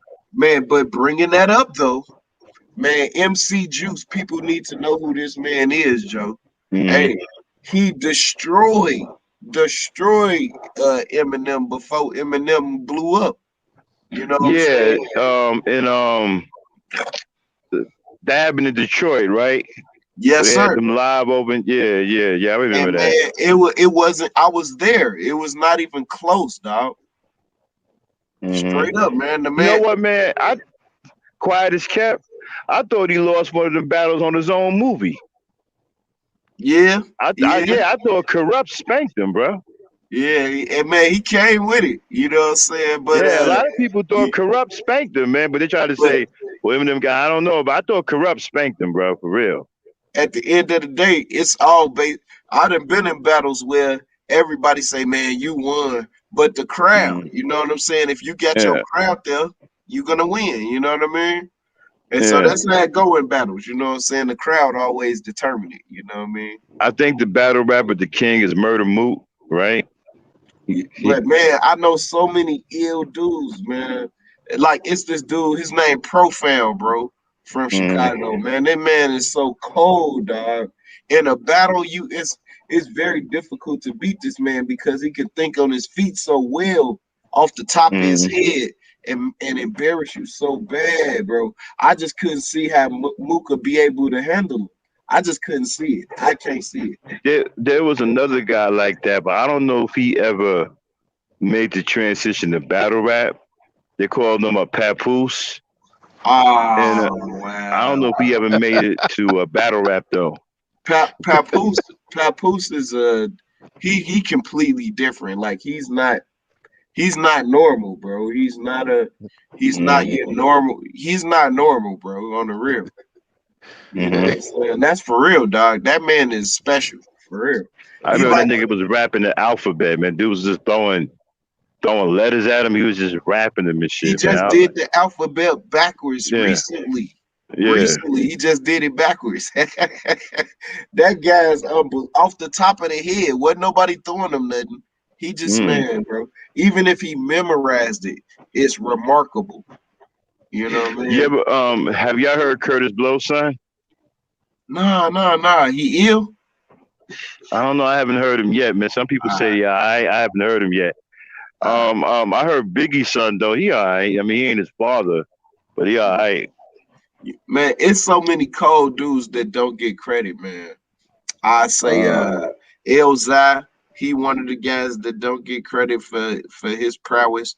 But the biggest person to be overlooked is Black Thought. If you want to learn, anybody that want to learn how to rap, listen to Thought. If you listen to Black Thought from the Roots, he's the best example of how to be an MC. The best example. It is no man show recorded live. The man is man. He remarkable. You know, I could talk about this shit all night. I'm an MC. I love this shit.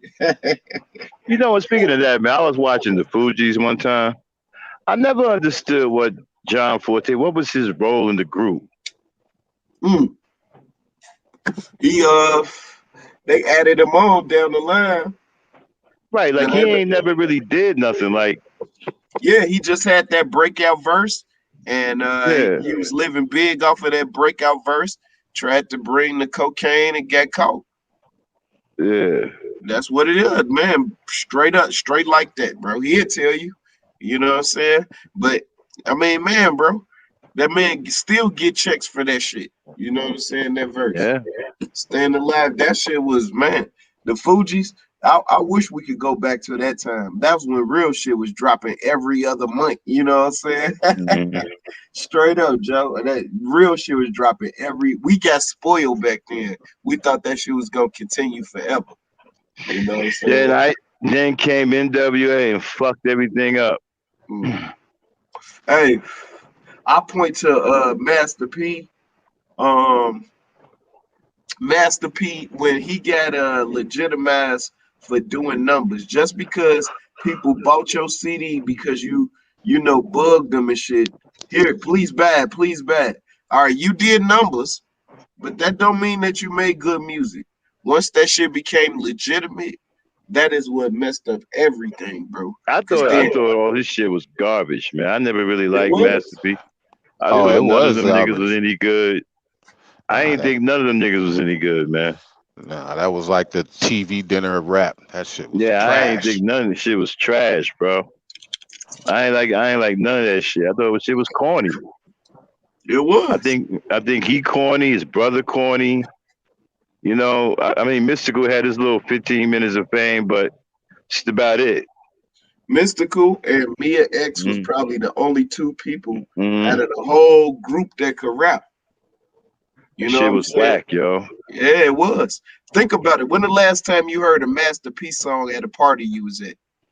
I ain't never heard no. Yeah, you know, that shit was whack, man. It's a fucking. Yo, there was some whack niggas that got fame for no reason. Yes, they You was. know what I'm You know, saying? I Like point fucking to. I, CL, like fucking what yeah, CL Smooth with Pete was it Pete Rock and CL Smooth with that nice and funky shit. man. Um, No, no, not them. I think you talking about Nice and nice and smooth smooth. with Dwick. Nice and yeah, smooth is funky. funky, All them hip all hop that. junkies. Like, they All go we eat with a wanna do. spoon. I was like, Yeah. these whack ass niggas. But no, You know, Pete Rock is one of the best producers to ever touch a fucking, you know what I'm saying, machine to make beats. he Hey, needs to didn't stay producing. didn't they Yeah. do Be a Father to Your Child? Nah, that was Ed OG and the Okay. Bulldogs. Yeah, yeah, Yeah, okay. Yeah, that I was get a Ed lot of OG. yo man. I get a lot of I get into a lot of fights about EPMD. A lot of Mm. cats is like, yo, you wrong, yo. I thought they was whack, man. I didn't. I thought Parrish was whack. I thought, you know, Eric Sherman was whack. I wasn't feeling EPMD, bro. Thought they were Man, whack. man, they got some cult classics like that never get old. Like if you play, please listen to my demo right now. The sample is so cold that you gotta like it. You know what I mean? I was. I don't know, but a lot of And cats that then jump on me. they Uh, claim the fame though, Max. They mm, found Redman, dog. yeah, man. Yeah. Redman was the truth, man. That's my Yeah, nigga from the yeah. bricks. They Yeah. found Redman, and I mean Yeah. Redman brung on a couple of Mm-hmm. other cats. You know Didn't what I'm saying? Keith Murray and what Yeah, was I her remember when name? Redman used to rap. Hurricane G. I remember he Yeah, used to rap yeah. off of Chancellor Avenue over there in Newark, right there damn, by the bro. Chinese Yeah. restaurant. Yeah, Damn, you knew Red from back then, huh? yeah, man. He Yeah. was sick. He was sick then. Dude, man, You know what I'm Yeah. that's saying? my guy, bro. I love Red, bro. Yeah, he was sick then. Hey, I when love they to do Keith something with Red, bro. Keith yeah. Murray was off the hook. You know what I'm saying? Yeah, Jamal. Remember Jamal? You know what I'm Jamal. saying? Jamal the Phaser Mall. Nah, I don't remember him. Uh, I don't remember him. he got this song. It's called Unfuckwittable, bro. That shit is so funky, bro. I gotta But check it anyway, out. yeah, he was like a little red man protege. You know what I'm saying? Yeah, but EPMD, man, I wouldn't really. And you know, all my friends, right? They big EPMD fans. They Yeah. tell you, man, you wrong, dog. You wrong. EPMD. I'm like, man, I don't know, man. I wouldn't really feel them like that. Yeah. Only thing I Well, if like the from Eric DJs Sermon was played, Hostile. yeah, if the Yeah, DJs played you, you was hot. Bottom yeah. line. You know, that's all you needed to do was pay those DJs to play your music, and you was gonna be hot back then. You know, but you Special had Ed, to have some shit though. You had to have some shit. Special Ed was a one hit wonder. D Mhm. Nice was a one hit wonder. My name is D Nice. My name is D. I was playing that one time on my show. take it out your suckers, and you don't know how I did it. Yeah, hey, on the real, That was dope though. Yeah, I know it was. It was at that the was a time. cold drink. You know what I mean? Yeah, Uh, yo, there's a couple of cats that had, like, they really had super dope albums, and people don't even know who they are. This yeah. dude, his name OC. hmm Man, bro, time's up, man, bro. Yo, a That lot of people album don't is know so about it. cold. You know what, man? I'm shocked. A lot of people don't know about Digital Underground and Shock G. Mhm. Man, they were the truth, man. Oh yeah, They yeah, they they were. had I'm out some here in the truth. Bay, so yeah, we love Yeah, them out here in the Bay. We know yeah. about them. And Shock G and them was the truth, man. They the ones that discovered Tupac. They had Tupac. Yeah, yeah. Yeah. My guys from the Bay was the licks, dog. I love the licks, man. Oh, the alcoholics. Yeah, bro. Oh Taz, yeah, yeah, that man Taz was cold, bro. I gave I you yeah. that gotta, earlier, man. I need that one back. I gotta admit that one of the coldest lyricists I ever heard was Jadakiss, man. That nigga was, yeah, that nigga was cold. Yeah, He Jada was dope. Jada still Yeah, cold. that nigga was cold as fuck, man. But Yeah, Taz from the Alcoholics, dog, he don't uh get his credit, dog. That man say, I'm so accurate with guns, I put parts in niggas' hair. You know what I'm saying? That Yeah, man was yeah. saying, dude, he yeah, was nasty, bro. yeah, Taz was yeah. nasty, dog. You know what? A lot of people don't give DMX the credit. DMX was a lyrical genius, bro. I You don't go know back, if he you was listen a to them genius. goddamn lyrics. I don't know if You he do. was a genius, man. I don't Uh, know. I can't give him that, man. I mean, he was genius with his movement and the music at the same time. The Rough uh, Riders movement and then the music uh, at the same time. I mean, that was powerful. You know what I mean? mm-hmm, Because I mean, I done seen the man live and all. I mean, his live show is dope. And mm-hmm, I mean, this nigga was praying and everything. You know what I'm saying? He sucked you mm-hmm. in. But he wasn't no genius, though. I wouldn't say he was no And genius. then I like the one he did when he did the skit with Damien. Mm-hmm. You heard that one, Damien? Yeah, Mm-hmm. yeah, I thought Another it was ghetto gothic nigga. yeah. Yeah, I DMX, the never really liked locks. that ghetto gothic stuff, Nah. bro. I like Boz, man. So that's why I You love know what? DMX's first album, man. His first album was Boz. I thought Styles P could have been something. He had that one joint, and then he kind of like faded out. Man, his solo Uh, album, man, his first solo album, mm, that shit was cold, dog. it was. The second one was cold too. Yeah, yeah, Styles was cold, man. Yeah. Another, but OC, people need to know who OC is, bro. Man, Mm. then another cat that get overlooked. Uh, dang, on the tip of my tongue, man. I'll come back to me. Y'all ever heard of hieroglyphics? Yeah. Oh, you Hmm. like? Yeah. I thought Hyro was pretty dope, and they were underrated. hmm But the similarity between all of these MCs that we talking about, right? They all had content, man. Hmm. Content, content. It ain't no content, man. And then Hmm. everybody sound the same. I can't tell the difference between little him and little her. You know what I'm Yeah, saying? I can't. I don't even listen to this shit no more, man. Yeah. I don't even listen to this garbage. Hey, have y'all heard of Cyrock? Oh yes, man. I gave you a shout out for bringing her up, man. That girl is Yeah, beautiful and she is cold, bro. yeah. She's dope. That's about the only one I let my daughters listen to. Man, let me tell you about this one chick, man. She is so rare. Her name's Simba, bro. And I'm about to give you a link to one of her songs, man. She cold, dog. I remember everybody was big on Queen Latifah, but there was a sister out there. She did one song and was cold as hell, and nobody never saw her again. She went by the name of Boss. Oh She yeah, dropped one. She dropped one hit, Yeah. one joint, and she disappeared. yeah. Just disappeared, bro. was cold as A lot of hell. dope female MCs they did like Yeah, that. she was cold, man. Yeah, I remember. I remember her. Yeah, man, Latifah was cold too. Early Latifah, she was cold too. Yeah, I give her a props, man. yeah, Yeah, I like Latifah. yeah, man. MC Light. Yeah, early in her career, yeah, man. She came out with Roughneck. Mm-hmm. Yeah, niggas That, was that on that. man, Yeah. light to me, man. L Boogie, then light. You know what I'm saying? On the real, Mhm. dog. I thought Salt and Pepper was whack. Yeah, They were they like, you know wasn't what? They were lyrics. like they were like a commercial type thing, man. They really Like wasn't party no fun rap. hardcore. Yeah, yeah, they wouldn't really know. They was kind of like them girls, Jazzy. No, what them girls call themselves? Jazzy Faye.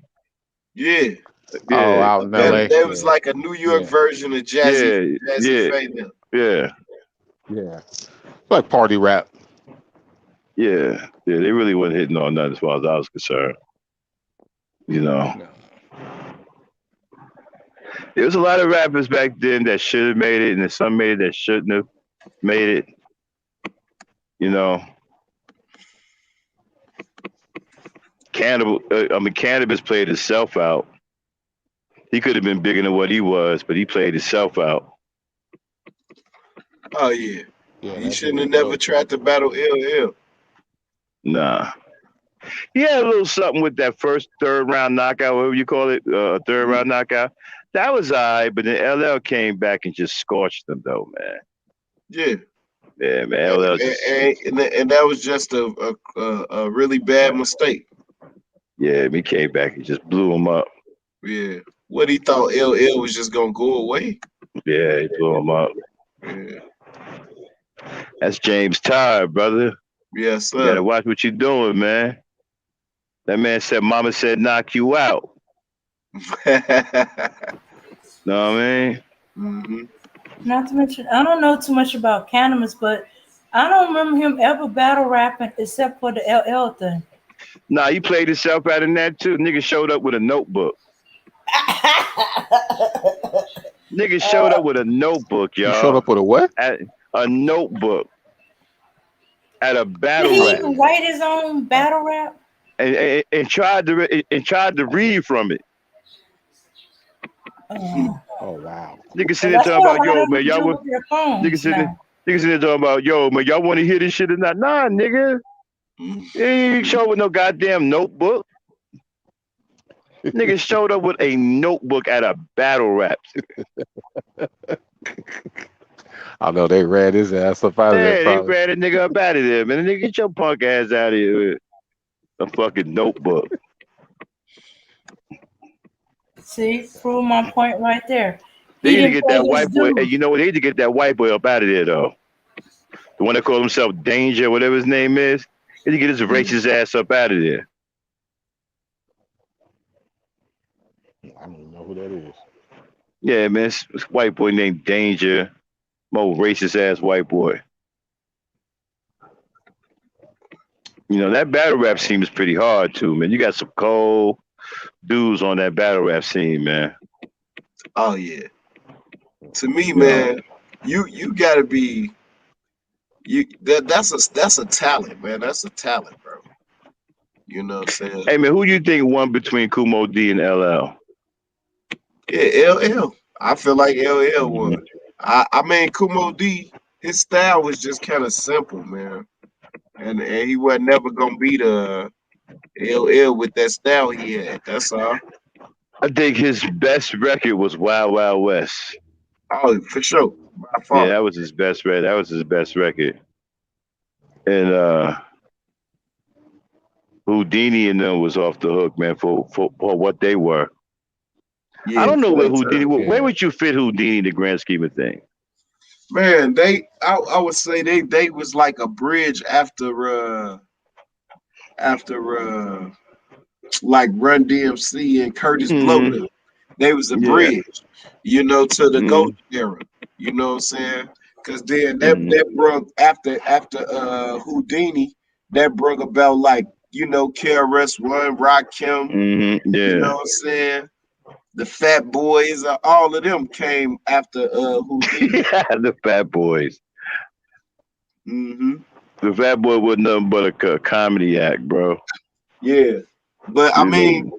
they was in movies and all type of shit. Yeah. The You know what I'm Fat saying? Boy. But you know what, man? I was about to say, who what was I about to say? Not Houdini. Yeah, because a couple of cats came after that. Um, Native Tongues, you talking about Jungle Brothers and them? oh yeah, I know the Jungle Brothers. Yeah, I didn't particularly care for the video when they was dancing like a fucking gorilla, though. yeah, I ain't I either. ain't like that. I ain't like that. Yeah, but Thought I that shit mean, was I black. loved Yo, man, underground how the shit fuck? too. Go ahead. Why is Q-Tip famous, man? Because a Tribe Called Quest, dog. You ain't like Native Tongues? I mean, I give Tribe it to Called him Quest for was the dope, one. Yeah, man. man, I give it to him for that one song he made, "Breathe and Stop" and all that. I mean, that was dope. Nah, man. But Midnight Marauders, dog. Come on, man. the Yeah, that's a Bonita classic. Applebum thing Man, was, that's a classic. That was on Low End Theory. You know what I'm saying? uh, But The man, verse on the Midnight Marauders, scenario. dog. Man, that from uh, start to finish, that might be man. That was a cold album, dog. That was cold. you know what, man? I'm The trying to figure out scenario. where. I'm Mhm. trying to figure out where I heard Black Rob before he became. I heard him somewhere before. I don't know if I was at an underground joint listening to Mace and them when Mace was underground. But I remember Black Rob from somewhere Man, before he became famous. I heard Mace Underground shit was cold, man. Yeah, man, that nigga was. Oh man, what? To Yeah, y'all, the niggas don't know underground Mace. They yeah, know that's what commercial I heard. Mace. One of my MC Oh guys man, from that nigga, Brooklyn, he used to tell me all the time, man, that oh nigga, man. that's a whole different animal, bro.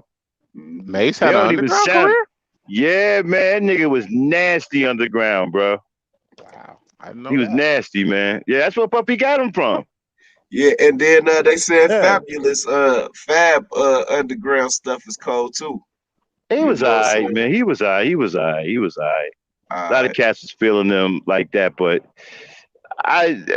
I mean, he made a little bit. He changed a little bit since he went commercial. I didn't think he changed all that much. It's pretty much the same style. He was a little raw. He was more raw underground than he was commercial. But I really didn't think that it was any significant link from his underground shit to his commercial shit. got you, But got you. Mace was a night and day thing. I got you. That's what That people that were saying, yeah, that night and day. man, because Yeah, that's that puffy shit, yeah. bro. Yeah, that's You two know? different bases, bro. Yeah. I'm telling you, yeah, you can get all his underground shit. You wouldn't even believe that was him. Mhm. Yeah. Yeah. Hey, but real quick, hey E, I put it in the chat. Her name is Simba the Great. You know what I'm Okay. saying? And Cool. that's definitely somebody your daughters can listen to. You know what Okay. I'm Damn, you got saying? it. I'm gonna check Damn, that you out. got it. Yeah, And Murder then No, Mace. he Exactly, hasn't put Murder it in Mace. private chat yet. Yeah, that's what it was. Murder Mace. That's right. the truth is, they had mentioned the infamous album. Hey, listen, right? If y'all ain't never heard this album before, that might be the best hip hop album, you know what I'm saying, Yeah. ever recorded, dog. Like it's up there with Black Star. It's up there with, man, the infamous that shit is retardedly recorded so beautifully. It tell a story from beginning to end. It ain't a song you can fast forward. You know what I'm saying? The infamous, just because Q-Tip had his hand on it, that's what made it what it was. You know what I'm saying? People overlook Tip influence on the industry. You know what I'm saying? Uh, man, he kept native tongues together. You know what I'm saying? He was the glue. You know what I mean? It wasn't the Jungle Brothers. It was a Tribe Called Quest and Q. You know what I'm saying? His influence. You see it in the documentary. You know what I mean? Hmm.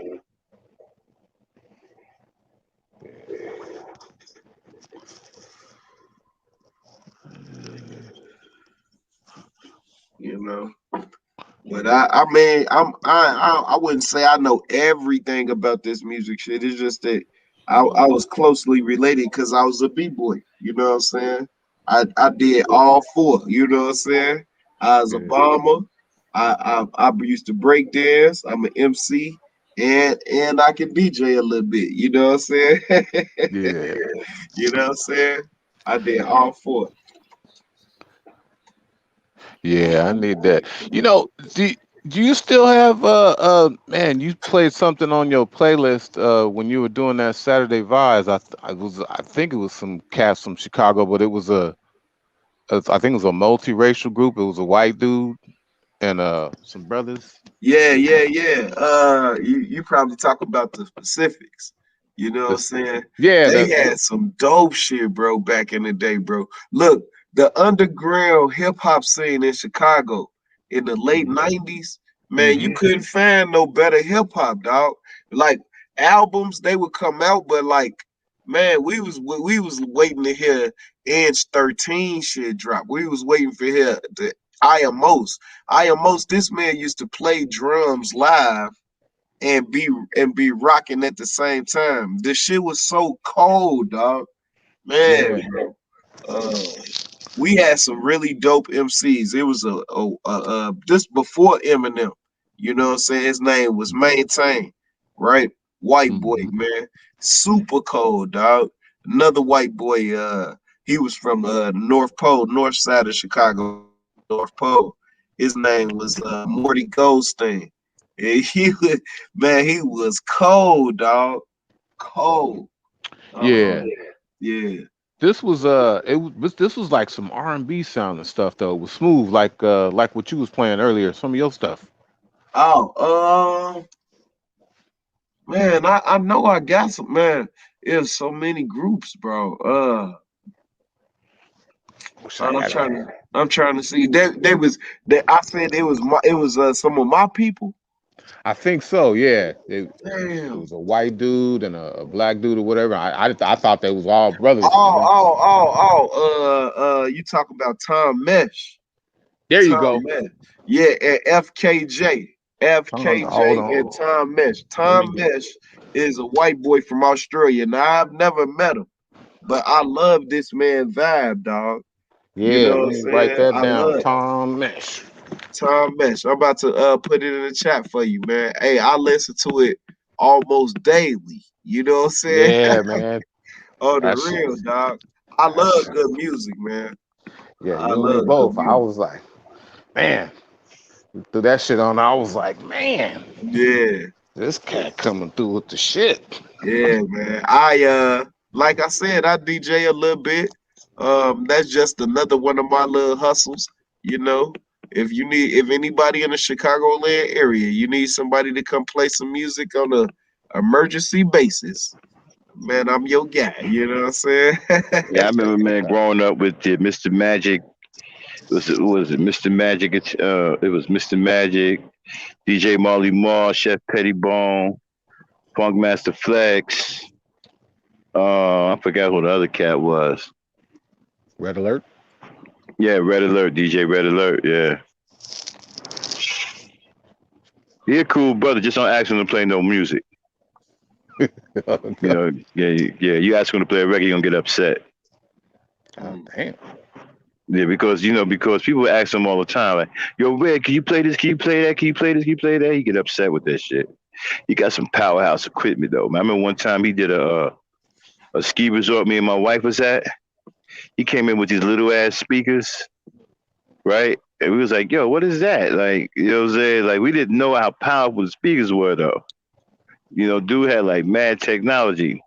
Basically, it took them almost 45 minutes to warm up, but once they warmed up, man, they blew the whole place. We couldn't believe how loud those speakers were. I mean, they just did a number on Servant because back then they had the Servant Vegas, right? With the big 40-inch woofer and all that, with the Yeah. big casing and shit. No, these were the new woofers, man. I think they were less than 20. I think they were like 18 inches. It was in a small box. And I was asking him, I said, "Yo, man, that's going to do the job?" He said, "Trust me, it's going to do the job." He said they need a little time to warm up though. Man, once they got warmed up, dude blew the whole place out with them two little speakers, bro. I was like, oh shit. I mean, he rocked the whole damn building with them two speakers. Yeah, he rocked the whole fucking building. Yeah, man. Yeah, Red Alert always been into technology, man. You know, he always had like the latest equipment, the latest 1200s, the latest. If it went up like one number, he had to get it. Damn. If they changed one letter, he had to get it. If they made something 1 inch bigger, he had to get it. He was one of them type dudes. He was really into technology. You know, stay on top of this game. Yeah, he's really into technology, man. I wonder how them cats think about DJing now. When you got white girls, old ass white women with these big ass DJ names and shit, and giving these man, they be playing at these massive parties. I saw one white woman, man. She must have been playing in front of 60,000 people, bro. And let me tell you something. And listen, they not really DJing. That shit that they do with them computers and that programmed spinner that they got that allows them to scratch without messing up. That ain't DJing, bro. No, not at all. That ain't music. That ain't no fucking skills. And they be in that shit hard. Like this one white girl, I don't know what kind of spine she got, but every time she drop an album or something, a mixed record in, she start bowing her back and bouncing like she black. You know what I'm saying? Man, like all these people got fame now with these electronic coffins and shit. You know what I'm saying? Yeah, be middle-aged white women, like fucking middle-aged white women out here, like these super DJs. Oh yeah, they got whole festivals of weirdos that show up and dance to that crap too. And scratching and shit, when I first saw the new DJ coffins and all that, and I saw this white girl scratching, I said, oh, she must be, okay, let me see what she's doing. Man, I went and looked. She had some kind of contraption that looked like a turntable that had this top on it like a hubcap. And she just kept doing that back and forth, and it would make the scratching sound for her. There was no needle or nothing. I was like, that ain't scratching. That's some electronic recording shit. You ain't really DJing. You know what I'm saying? And they swear, and these are your new DJs now. They ain't got no skills. The goddamn equipment does all of the work for them. Oh, hell yeah. Like they writing code more than DJing. Yeah, I don't even know if the mixer even worked. That's what I be thinking. I don't even know why they got a mixer up there. You doing all this other shit. I don't even know what you got the mixer up there for.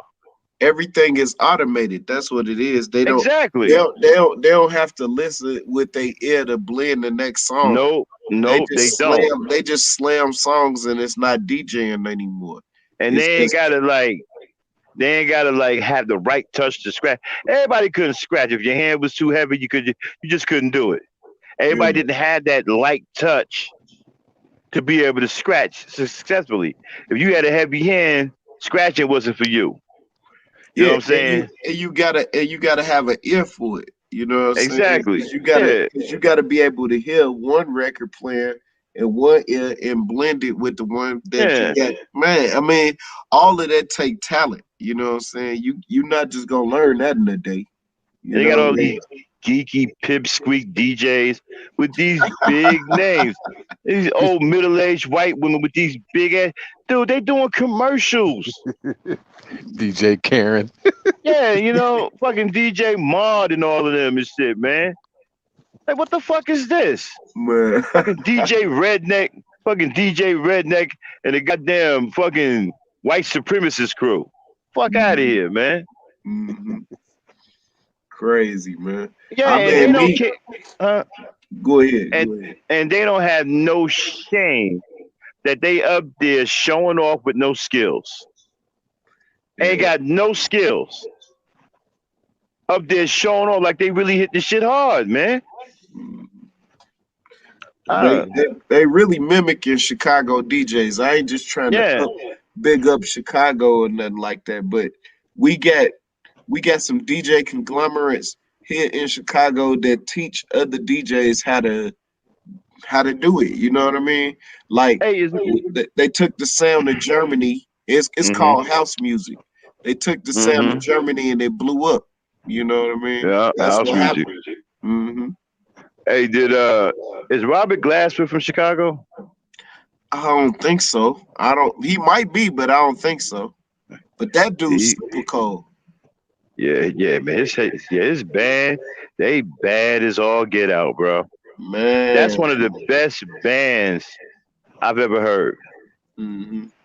I didn't even know they still had bands. Man, we got some. Man, we got Yeah, some I ain't, little band. We got some little local bands that's pretty dope here. You know what I'm yeah, saying? I wish I had a bag. I'd put them on, Joe, on the real. yeah. See, back then that's when people made real music. People played the guitar, and you had bands, you had your drum. My father had this little group. They couldn't sing worth shit, but they could Yeah, play music. yeah. All the And my time. father was a bass guitar player. Yeah, all the time. This white boy that I put in the chat, you know what I'm saying? Him and these two white boys, babe, from Australia, bro. Got Uh, soul. I'm talking about blue ass soul, Joe, on the real. Blue Eyed Soul. Blue ass soul. That's what they used to Yeah, call the BGs and all of them, you know what I mean? Kenny yeah. They Rogers. tried to say, yeah, they tried to say that white girl Adele, she was the Mm-hmm. new queen of soul and shit. Mm-hmm. Oh, never that. Man, fuck out of here, man. Right. I Shit, still right. can't get over these DJs, man. These old middle-aged white women, Yeah, they just love music and was trying fucking to get in where they fit in. You know what I'm saying? super DJing, man, And with this technology made it bullshit. possible. It's Yeah, just like producing. You know, everybody think they producers now. Everybody do. You know what I'm I saying? think what it is. I think what it is that white people realize that they don't have no natural talent. So what they try to do to level the playing field, they try to come up with all this technology that will take place of the talent Hmm. because they ain't got none themselves, you know. Oh yeah, So they want to try to come up with all of these contraptions that do all of this shit to replace people with real natural talent. yeah. I think that's Mm. why they did the MMA shit, because they was getting their ass whooped in boxing and stuff. Like they always coming up with shit to move the goalposts. Well, they getting their ass with the MMA now too. Oh yeah, I They know. getting their ass whooped now. That didn't last long because Oh more and yeah. more black. Check this out. More and more black people are getting the MMA whooping ass right now. Black people is starting to take over MMA. Oh yeah. I just watched Clarissa Shields won her first Yeah, MMA. black. There are more and more black MMA, and they are whooping asses now. So pretty soon they're gonna run the white folks up out of there. Oh yeah. You got black cats, and you know what? There's more black people in hockey too. Oh yeah. Yeah, I used to we used to do the roller skate hockey. I used to love that. I was like, ooh, we can Yeah, fight too? they got a brother. I forgot who he played for. He one of the baddest hockey players in the league, but they don't never talk about him. They don't want to talk about him. Oh no. You know? Because it stayed a white man sport for so long. They Yeah, yeah. figured we never Like have to worry about black folks in this sport. like you got black people in NASCAR that they don't want to talk about. Black people Yeah. started to take over a lot of shit, man. Oh They'll take yeah. over a lot of shit. They done took over the whole movie industry. Yep. Now they making black movies now like every other movie is a black movie. And white people have been reduced to repetitive fucking meaningless movies like John Wick. Yeah. Yeah. You got a white boy going around killing 90 motherfuckers with two guns. Nigga shot 90 people with 2 guns. Yeah. You know they always got to do the white savior thing. Yeah, but that's some old fucking one-armed rifleman type shit. So fucking what's the dude with the Indian sidekick, the Long Ranger? Oh, the Lone Ranger. Yeah. Yeah, man. You know how he kept shooting people, never reloaded. Mm-hmm. Yeah, that Oh shit was man, funny. motherfucking guns never ran out of bullets and shit, man. The John Wick movie is stupid. All he do is go around shooting motherfuckers, man. It's like he was in the house trapped by, it was 30 motherfuckers in this house. 30. Nigga killed 30 people, man. With gun, they had guns too. Oh yeah, you know they always thinking that ridiculous shit. You gonna tell me 30 cats with guns couldn't kill one dude? Hey, 30, right? So you figure that's at least 30 guns. Some of them probably had 2 guns, right? So you're probably talking about 40, 45 guns trained on this one dude, and can't nobody shoot him, can't nobody kill him. He done killed everybody. They had the nerve to get a gold piece and call some old creepy looking dude to come fucking clear up the bodies. Yeah, that was funny. I was like, man, this is bullshit. Fucking white, fucking killer shit, man. Fuck out of here. Yeah, I was like that. You see that stupid ass Tom Cruise movie they had a couple of years back, The Last Samurai? That was probably more than a couple of years, probably about 10 or 15 years ago. I like the part when the Japanese dude beat the hell out of him for trying to fight with his kid. Oh yeah, yeah. Everybody fucked him up. You see? Yeah, he was. He did something and whoop his ass. He stepped in there and whooped his ass. He was trying to fight with his kid with the sword. Man, his father came in there and whooped his ass. That's the part I like. I was like, okay, that's how it should go. But I just about it. He whooped his ass and shit, man. Yeah, but I remember. But you know what? The most disrespectful movie I have ever seen was Kung Fu. Oh yeah. With David Carradine. Yeah, yeah. That was some crazy, blatant, disrespectful shit. Yeah. You got a white man playing a Chinaman. Wow. Yeah. And he wouldn't even know good martial artist. Mm-mm. He was corny, man. All he did was the scissor kick. That was his main. The scissor kick, anybody can do that. You didn't even got to be no martial artist to do a scissor kick. Anybody can do that. You know what I'm saying? All it is put one foot up and then hop with the other, and then bring the other one up while you bring the other one down. Anybody can do that. That was his main go-to move. And it had the nerve to do it in slow motion. I mean, it was wild, man. Yo, there's been some really bold, disrespectful movies, man. Like the one, and you know what kills me about Asians, man? I'm like, dude, they play y'all out like that, and y'all still want to get down with them and try to join their mentality. They don't care nothing about you either. Mm-mm. I mean, they calling you chink 1 minute. I mean, so they figuring that out. They getting a taste of it now. But that was a really, if you look at white movies, mostly all of them are about killing. All they do is glorify killing. Wyatt Earp, both of them were fucked up. With the Wyatt Earp with Kevin Costner and Tombstone, right? Now check this out. In Tombstone, Wyatt Earp said, "The next time I see a man with a red sash, I kill a man wearing it." What kind of law is that? Who gets to make up a law like that? It wasn't no law. That was vigilantism. Hey, yeah, what the fuck? Wait a minute, dude. You supposed to be the law. You supposed to be the sheriff. You supposed to be. The next time I see a man with a red, I kill a man with. What the fuck kind of law is that? And then in Wyatt Earp, right? This motherfucker, Okay, they threatening our lives. Okay, all right. So you get to walk down the street, you and your mans and them with shotguns and shit, and start busting caps at people, bro. Yeah, And you yeah. supposed to be the law. You know them. I mean, that's true to their form. They make laws and they make laws on the fly to cater to their will. Yeah, I thought Posse was funny as shit, man. With Mario Van Peebles, Yeah. Yeah. Hey, he but like played Jesse. I'm glad that you bring that up because it bring out they mentality, bro. You know what I'm Yeah, saying?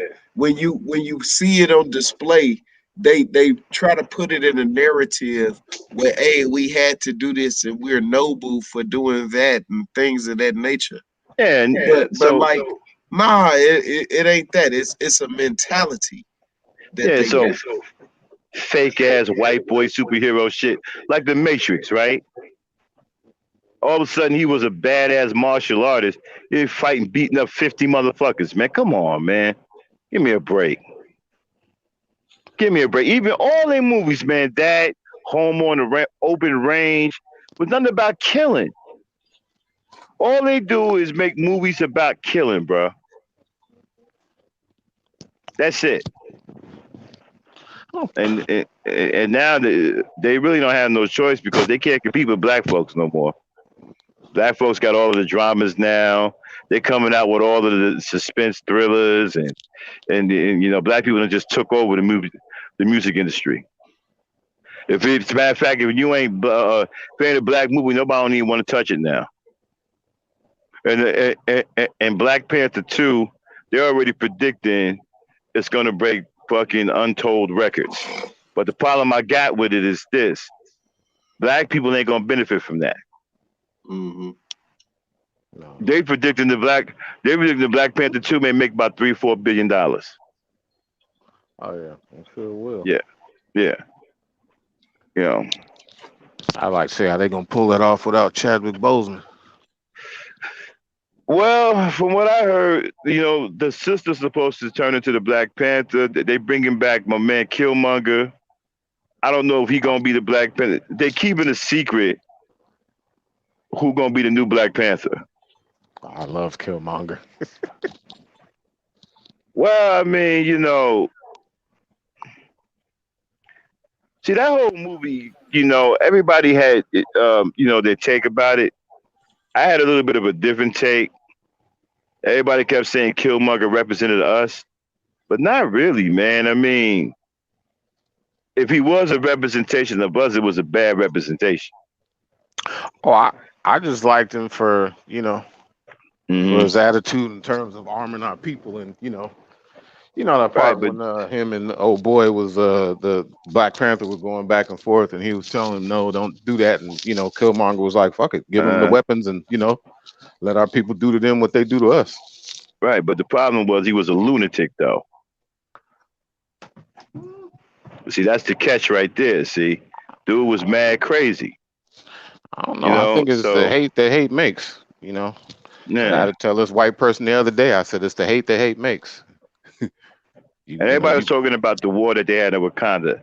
Well, it's a necessary war, man, because if you're fighting for freedom, you're gonna have coons in your way. You got to get them out of your way. You know, I'm still trying to figure out how come the general was so soft. How you gonna be a general of the army, man? You soft as hell, man. Like I, I don't know. And the Black Panther to me was too passive anyway, man. I wasn't really feeling it. He wasn't no ferocious.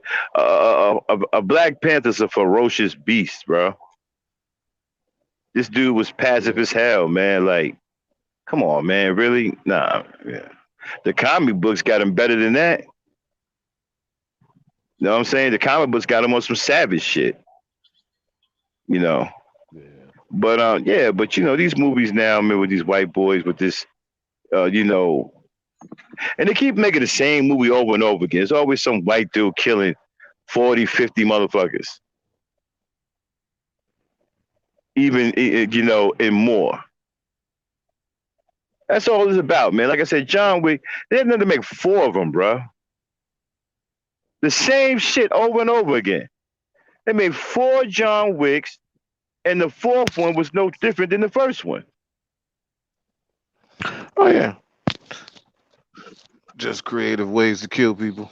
Yeah, that's it. Well, the one that had Common in it, I thought that was a little interesting. But you see, they Yeah, had him right. He was guarding some white chick or some Spanish chick, whatever, and John killed yeah, her. And then he went after John Wick, talking about you killed my ward or some shit. I don't know, man. It was yeah, yeah. That was. I thought that was dumb too. I was yeah, like, well, if your character yeah, bitch is dead, I'd have been like, oh well, bitch dead. My job yeah, is over. yeah, exactly. But you see, they won't do now when they got black dudes playing roles like that. They don't. The only cat that got away with that was Denzel Washington in the Equalizer. Oh, okay. Yeah, yeah, yeah. Those were pretty Yeah, good. yeah. Both of them was pretty. Both of them was pretty good. They should make a. I'm hoping they make a third one. Yeah, Yeah. And you know what? I like Queen Latifah in the one on TV. It yeah. took Me me a too. minute. Yeah, it took me a minute to figure it out. Okay, she's not Denzel Washington. They got her doing something different. She's more of a crusader, like she's more of a like a guardian angel, like she swoops in to help people. You know what I'm Yeah. saying? She's not really a killer like that. You know? Well, the original Equalizer TV show was like that. Yeah, yeah, yeah. With the white dude.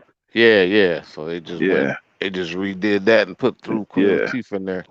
yeah, yeah. Man, it took me a minute. At first, I wasn't feeling. I was like, nah, this ain't like because I'm thinking the Equalizer. I'm thinking Denzel's version, right? I'm like, Yeah, nah, this ain't even. But then I started watching. I said, oh, okay, this is more like the original. This is more.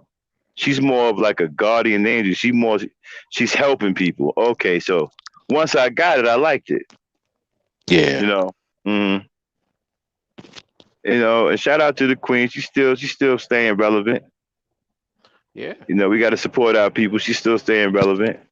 Hell yeah, from You rapping know, to but black folks is doing their thing in movies, man. Everywhere there's a black movie being released all over the place now. They done surpassed white folks in the box office. And the white folks ain't getting it back because black people are just too creative and too talented, you know. So they done overtook white people. And then Tom Hanks can't make no more movies, so because he a pedophile, ran his ass over to Greece. oh And wow, yeah, over there they give you a paycheck for being a pedophile. really? Yeah, yeah, because over there, a pedophile is a sickness, and you get a check like a disability check.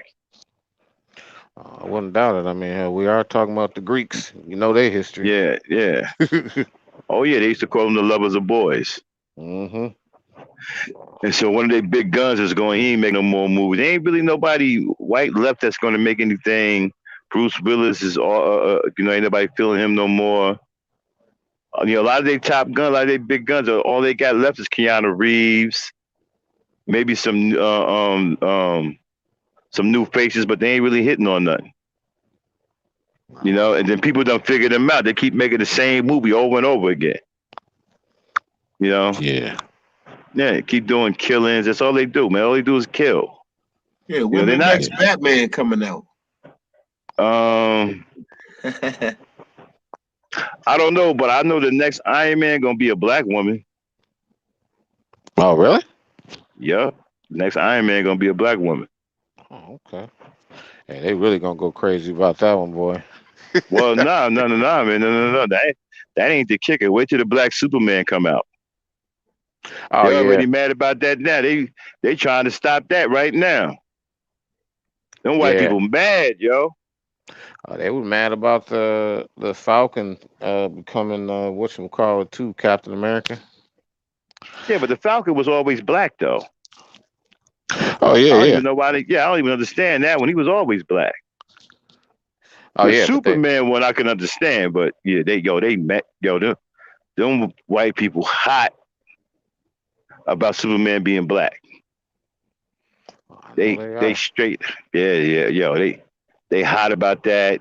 They mad at the black woman becoming Iron Man. They still mad at Nick Fury being black. You know, I mean, black people just taking over everything, man. They just taking it over. That's where the money at right now. If you ain't, you know the black movies are the hot thing right now. Ain't nobody watching these white people no more, man. They ain't getting no numbers at the box office no more. These black movies making all the money now. And rightfully so. We the most talented. We the most creative. You know, you get variety. You get something new every time. You don't never get the same thing from us. You know, so everybody jumping on board. I can't wait to see what this new Black Panther movie gonna be about. Part 2. They said that they was gonna do like a tribute to Chadwick Boseman. So we'll see. But everybody want to know who the Black Panther gonna be. They not saying. They and rightfully so. They shouldn't. They want to keep everybody in suspense and spring it on them in the movie. Yeah. But I think it might be Shuri, man. That'd be dope. Yeah, it might be Shuri because it really doesn't make a difference because the herbs give you the power anyway of the Black Panther. Mm-hmm. So yeah, so it can definitely be a woman too. So some people say it's Killmonger. You know, I think that'd be dope if it was Killmonger.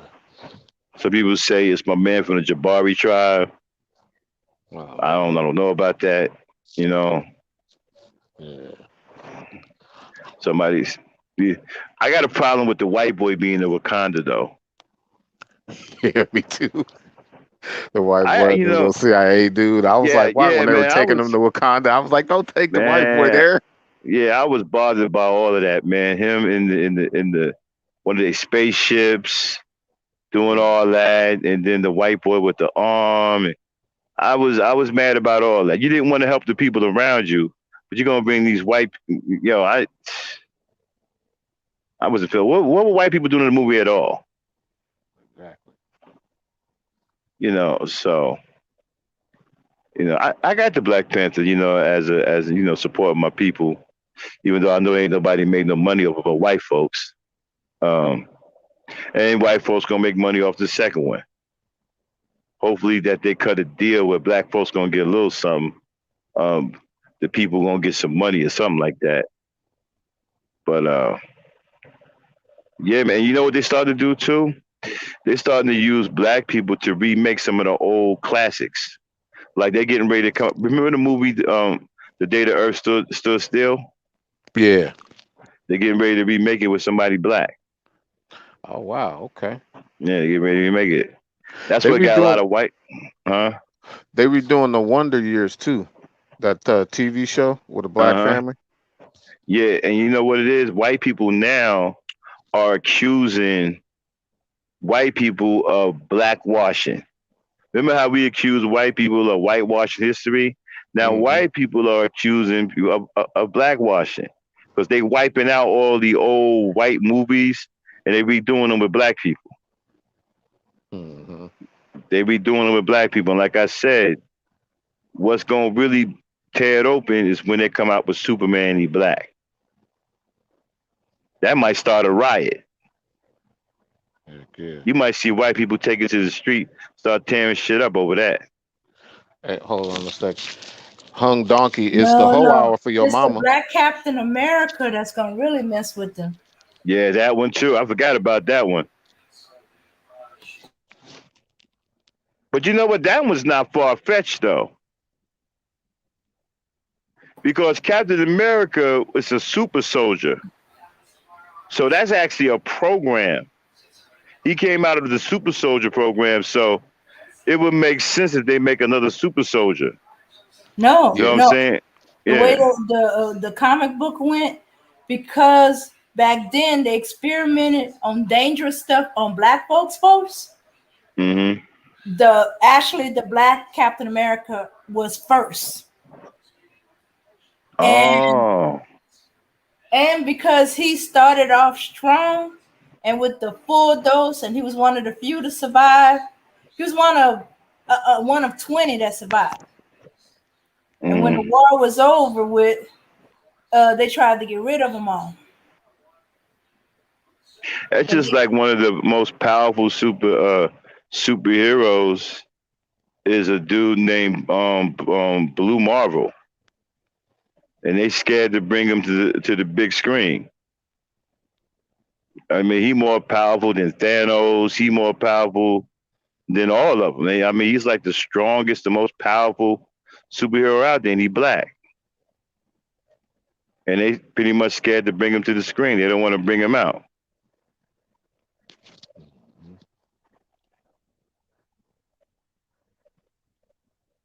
What we got here, y'all? Let me see here. Kendall is gone. All the movies about black people that white people are paying for are always going to be negative and stereotypical. We have to pay for our own movies so we can control our own image. All right, y'all. Let's get ready to shut it down. You know, we getting ready to wrap it up, y'all. Okay. Well, thanks for having me up, man. It's good talking to y'all. No problem, man. Always, Briggs. Okay. Shout out to Rob for the music. We Yeah, definitely gonna be jamming Rob's music, yo. Yeah. You know what I'm Do a saying? music night or something. Yeah, no doubt. All right, y'all, Dame, you got the song queued up. Matter of fact, let's leave out on Rob's last joint. The one he did. Dame. I gotta go back. I gotta go back. I just Yeah. backed up to our original. Okay. Yeah, man. Give me a Yeah, man. second. Get that third one. Get that third one he had you do. Okay.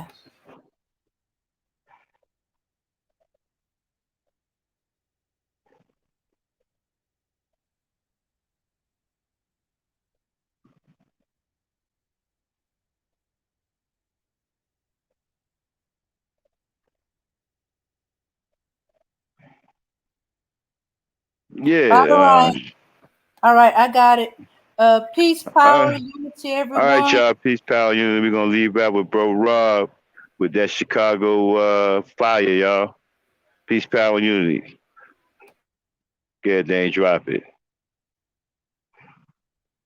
You better get on this. Oh, yeah. Most definitely in the place to be. Live by Thirsty Waters Entertainment. Let's drop the gym on them, fellas. What? On and they don't quit. Live by rocking on to the funky shit. Come on and they don't quit. Son, live rocking on to the funky shit. I say Elgin in the house. Elgin in the house. I say Lowen in the house. Yeah, the Lowen in the house. I say Chicago in the house. Yeah, Chicago in the house. South in the house. The Scientology of Scheissberg is daddy is ill. If you fool enough to think you wanna battle me still, reconsider. Blast you with a one-hitter quitter. Fresher than water filtration through pictures by Britta. I dare you bring it to the city, mom, free for rhyme beef. Who got that cold medicine type time release? I want the mic like half pint corny gamma. Old school like SNL and Rosanna Dana. I'm from a land where everybody rubber band, man. Death a jelly concept, they don't understand, man. Damn, man. Sometimes this life can bring a brother down, but not too far because my style already underground. I swear that I'll unfound. Reminiscent to no other sound. MCs snoozing when their guns is down. Chase the poisonous styles of the deadly. MC that gave birth to this live vibe medley. On and they don't quit. Live rocking on to the funky shit. Come on and they don't quit. Live rocking on to the funky shit. I say Elgin in the house. Elgin in the house. I say Lowen in the house. Lowen in the house. I say Chicago in the house. Chicago in the house. South in the house. South in the house. The unbelievable, lyrically unconceivable MC that the other always will be superseding you. Ahead of the curve, burn these nerves with words that I so butter end up after being churned. Wordsmith, blessed with the gift of gab, unstoppable with hip hop, B and B collab. In 8 bars, I will have you singing stars. My style hotter than the atmosphere on Mars. Music bang like folks and moles, cause we put the where it's supposed to go. Watch take over the go and get Oprah dough. Nothing to lose, so we going for broke. You supposed to know, and if not, then listen up. Finna stack dollars till my mom's is swimming in bucks. I dream big, you can say I vision deluxe. Struggling so long, regular living just isn't enough. Come on and they don't quit. Live, rocking on to the funky shit.